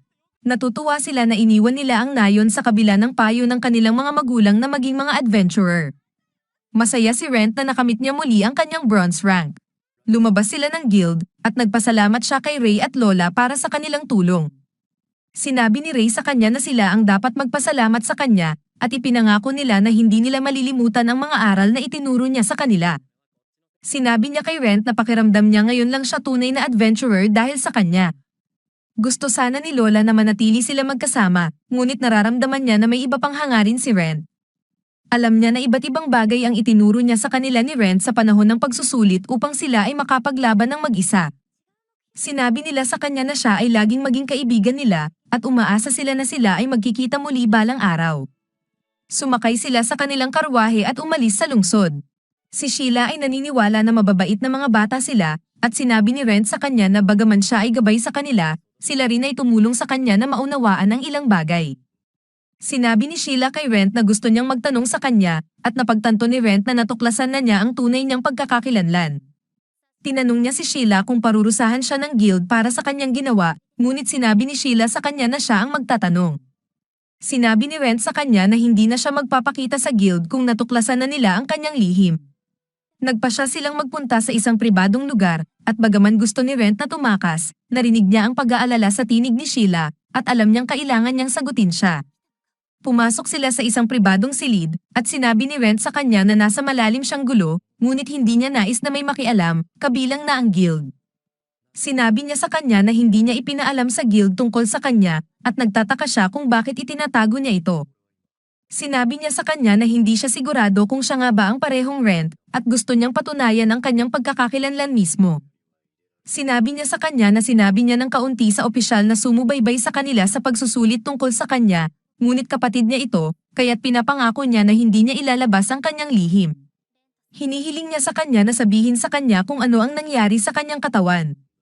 Alam niya na hindi agad magtitiwala si Rent sa kanya, kaya't ipinakita niya sa kanya ang isang mahiwagang kontrata na kanyang ginawa. Ang sinumang pipirma ng isang mahiwagang kontrata at lalabag sa kanilang panata ay makakaranas ng parusa na ipapatupad ng mahika. Pangako ni Sheila na magbitiw sa guild at magparehistro bilang alipin sa isang bansa kung ilalantad niya ang kanyang lihim. Sinabi ni Rent sa kanya na sobra na ang kanyang ginagawa at tinanong niya siya kung bakit siya nagpapakahirap ng ganoon para sa kanya. Sinabi niya sa kanya na gusto lamang niyang tulungan siya dahil nakarating lamang siya sa kanyang kinalalagyan dahil sa kanya. Sinabi niya sa kanya na maraming tao ang may utang na loob sa kanya, bagaman hindi niya ito maunawaan. Nagpa siya si Rent na pirmahan ng kontrata at ipaliwanag ang lahat kay Sheila. Pagkatapos pumirma, nagtataka siya kung paano niya sasabihin sa kanya ang kwento, ngunit pinili niyang ipakita na lamang sa kanya upang makatipid ng oras. Tinanggal niya ang kanyang hood at binago ang kanyang maskara upang ipakita ang kanyang mga mata. Nakita ni Sheila ang bahagyang mukha niya at tila takot siya. Nakita ni Rent na natatakot siya sa kanyang mukha at sinabi niya sa kanya na baka mas mabuti na hindi niya alamin ang higit pa tungkol sa kung ano ang nangyari sa kanya. Sinabi niya sa kanya na ayaw niyang manatiling ignorante sa kanyang sitwasyon. Tinanong niya siya kung paano nangyari iyon at sinabi niya sa kanya na naging isang undead siya. Sinabi ni Sheila na imposible iyon at nauunawaan niya ang kanyang pagkalito. Sinabi ni Rent sa kanya na mag-isip-isip siya upang makita kung talagang makakatulong siya sa kanya. Sinabi niya sa kanya na wala siyang balak na saktan ng sinuman, ngunit alam niya na hindi madaling magtiwala sa kanya si Sheila sa kanyang kasalukuyang kalagayan. Tumayo siya upang lumabas ng silid, ngunit pinigilan siya ni Sheila. Sinabi niya sa kanya na naniniwala siya na hindi niya aatakihin ang sinuman kahit na siya ay isang undead dahil siya pa rin ang mabait na tao na dating alam niya. Sinabi niya sa kanya na tutulungan niya siya dahil marami na siyang natulungan bago, kabilang na siya. Pareho silang pumunta sa bahay ni Lorraine at nagulat siya na makita si Sheila kasama si Rent. Sinabi ni Sheila sa kanya na mayroon siyang dapat pag-usapan sa kanya at nagulat si Lorraine na siya'y pinuntahan niya ng ganoong oras. Tinanong ni Lorraine si Rent kung naglayo ba siya kay Sheila, ngunit sinabi ni Sheila sa kanya na nagbigay lamang siya ng impormasyon sa kanya. Tinanong ni Lorraine si Sheila kung ano ang alam niya at sinabi niya sa kanya na sinabi ni Rent sa kanya na naging isang halimaw siya ngunit hindi niya inaatake ang mga tao. Nagulat si Lorraine na bumisita pa rin si Sheila matapos marinig iyon. Sinabi niya sa kanya na parang isang batang babae na pumapasok sa bahay ng isang mangkukulam at halimaw, at hindi siya dapat magtaka kung siya ay lulutuin upang gamitin bilang hapunan. Sinabi ni Sheila sa kanya na siya ay wala kundi isang iskolar, ngunit sinabi ni Lorraine sa kanya na ginagamit niya lamang ang titulong iyon bilang pampatakip sa kanyang masasamang gawa. Sinabi niya kay Sheila na siya ay nanghuhuli ng mga batang babae sa gabi upang tulungan na panatilihing makinis ang kanyang balat. Nagtawanan si Sheila, ngunit sinabi ni Lorraine na iyon ang halimaw na si Rent at nawala ang ngiti sa mukha ni Sheila. Si Rent ay alam na kung magsalita si Sheila ng maling bagay, agad na papatayin siya ni Lorraine. Sinabi ni Sheila kay Lorraine na alam niya na iyon ang tunay na si Rent at natuwa si Lorraine sa sagot niya. Sinabi niya kay Sheila na hindi siya nagiging masama sa kanya at nagpa siya silang maghapunan magkasama. Pagkatapos maghapunan, pinupuri ni Sheila ang kahusayan sa pagluluto ni Rent at sinabi niya sa kanya na natutunan niya iyon sa kanyang bayan. Binigay ni Sheila kay Rent ang bayad para sa lahat ng gawaing bahay na ginagawa niya at kumuha siya ng patak mula sa bote. Napagtanto ni Sheila na si Rent ay isang mas mababang vampira. Nagtanong si Lorraine tungkol sa mahiwagang kontrata at sinabi ni Rent sa kanya na kasama sa kontrata na hindi ibubunyag ni Sheila ang kanyang pagkakakilanlan. Sinabi ni Sheila sa kanila na si Rent ay nakakakuha ng pansin ng maraming tao. Sinabi niya sa kanila na marami ng mga kaso ng mga bagitong adventurer ang nawawala sa buong kaharian. Tinanong siya ni Lorraine kung paano nila nalalaman na hindi ito ginawa ng isang halimaw at sinabi ni Sheila sa kanya na hindi nila natatagpuan ang mga gamit ng mga adventurer. Iniisip ng guild na ito ay isang pangkalahatang pangdukot, at dahil sa biglang paglabas ni Rent at sa kanyang kainahinalang anyo, iniisip nilang siya ang nasa likod nito. Sinabi ni Sheila sa kanila na si Rent ay masyadong magaling para maging isang baguhan, at ang iba pang mga adventurer ay nagpapakalat ng chismis tungkol sa kanya dahil sa inggit. Masaya si Rent na sapat siyang magaling upang iparamdam sa mga tao ang inggit, ngunit sinabi sa kanya ni Lorraine na hindi iyon bagay na pagtawanan. Si Ray at Lola ay nasa guild na naghahanap ng pangatlong adventurer upang sumali sa kanilang party upang kanilang masaliksik ang ikalawang palapag. Nakikita ng guildmaster na ang mga bagong adventurer ay masigasig. Tinanong niya si Sheila tungkol kay Rent na lumahok sa pagsusulit at sinabi niya sa kanya na may angkop na personalidad siya. Hiniling niya sa kanya ang balita tungkol kay Rent dahil nais nilang maging isang staff sa guild pagkatapos niyang magretiro. May kaunting gulo na nakahuli ng kanyang pansin at sinabi niya kay Sheila na asikasuhin iyon. Sinabi ni Sheila sa kanya na ang bagong Rent din ay isang magaling na adventurer. Nakikita natin si Lorraine na nagigising sa kama habang lumalabas si Ren para sa araw. May hubot-hubad na babae sa kama, ngunit nasa tamang prioridad ang lalaki, bagaman hindi siya makapasok sa dunggawan hanggang sa maglaho ang init mula sa mga paratang ng pagdukot. Gayunpaman, hindi siya titigil sa pagtatrabaho para sa kanyang mga layunin. Pumunta si Ren sa bayan upang kunin ang tibak na kanyang ipinagawa, at ito ay lahat ng kanyang inaasahan. Ginawa ang mga pag-aayos upang maisaayos si Ren dahil maayos ang kanyang mga gawi sa labanan. Ito lamang ay isang paraan ng pagpapalam sa kanya na natuklasan na ang kanyang tunay na pagkakakilanlan. Ito ay ginawa upang magamit ang mana at espiritu ng divinity, kaya sinusubukan ito ni Ren sa mga practice dummy na inihanda para sa kanya. Una niyang pinapuno ito ng magic, at habang ginagamit niya ito, siya ay makakapagpatakbo ng malinis sa pamamagitan ng kahoy, na isang bagay na hindi niya kailanman magagawa noon. Gayunpaman, ang kanyang magawa lamang sa magic ay puwersahin ito sa pamamagitan ng tibak, ngunit hindi ito nauugnay sa espiritu dahil nakamit na niya ang isang marangyang dami ng kontrol sa kung paano niya ito ginagamit.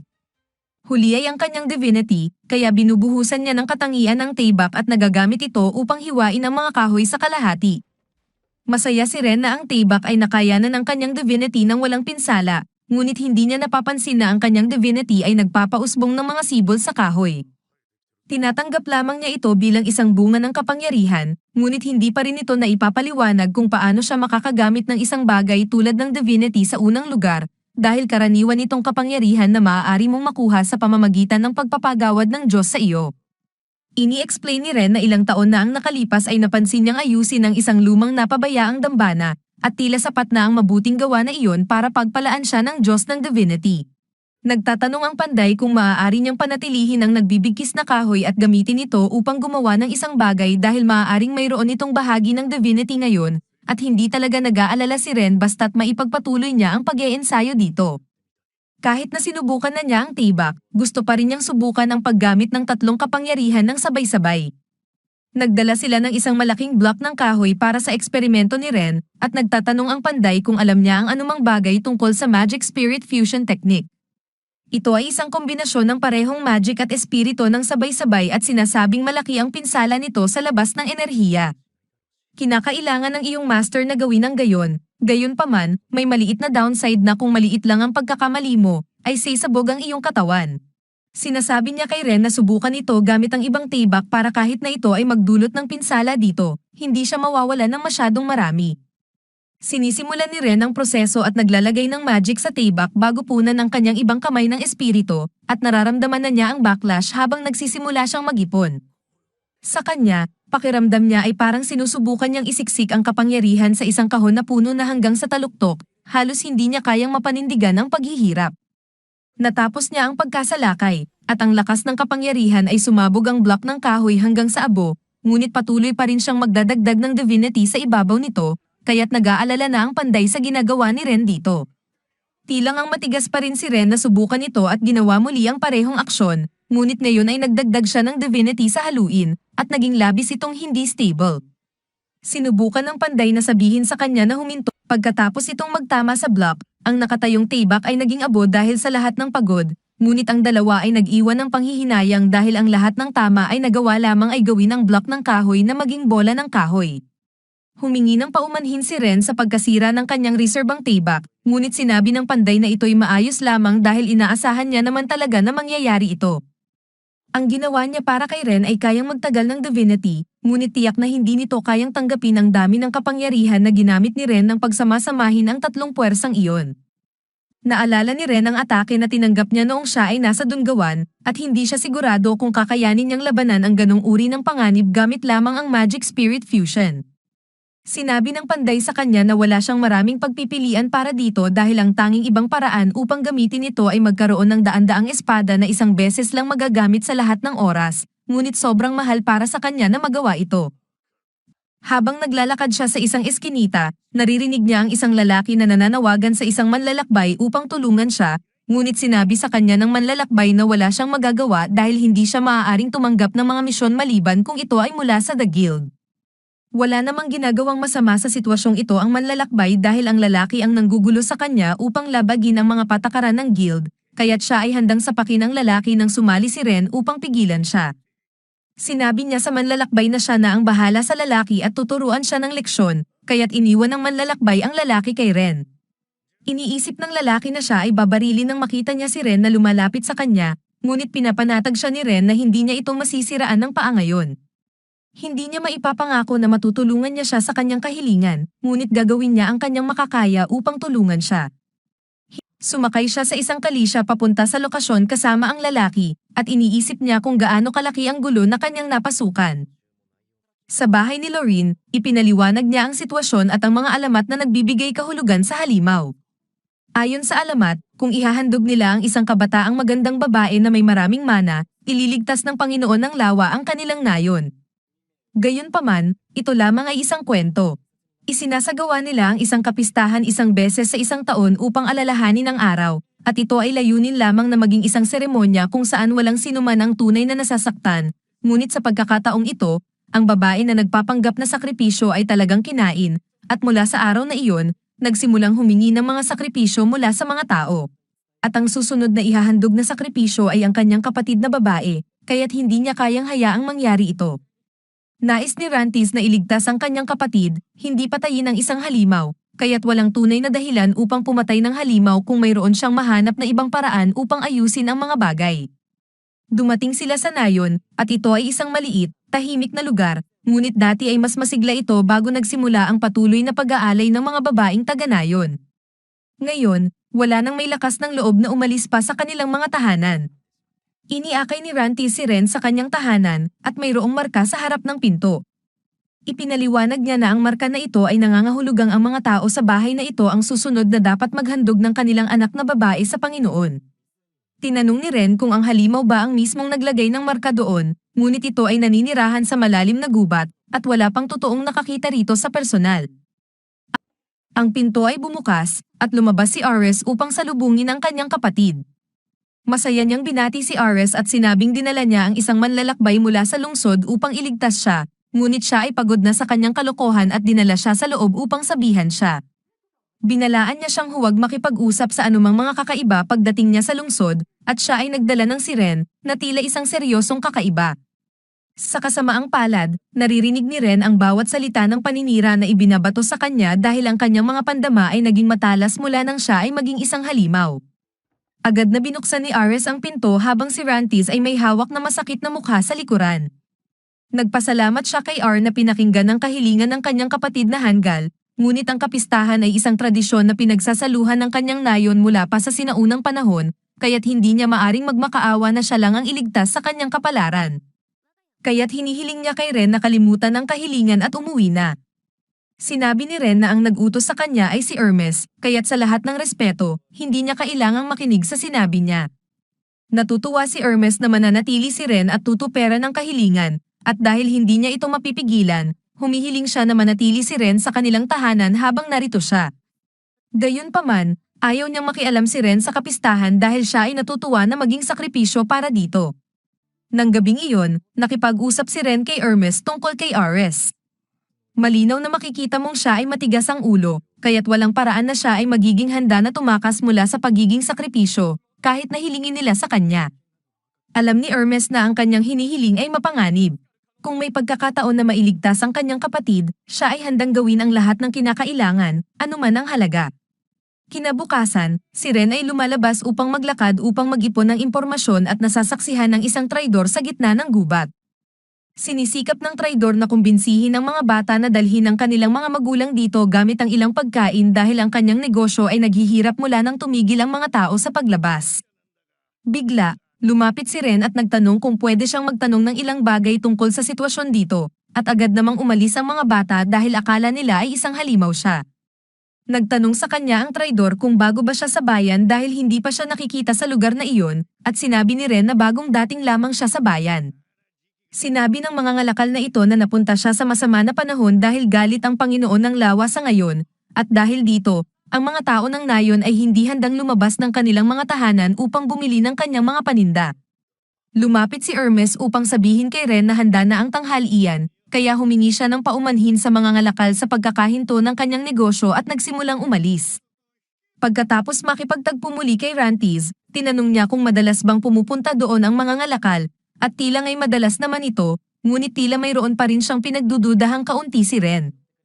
Dumating ang gabi, at si Ares ay inihahanda na upang ialay sa Panginoon ng Lawa ng mga matatanda sa nayon.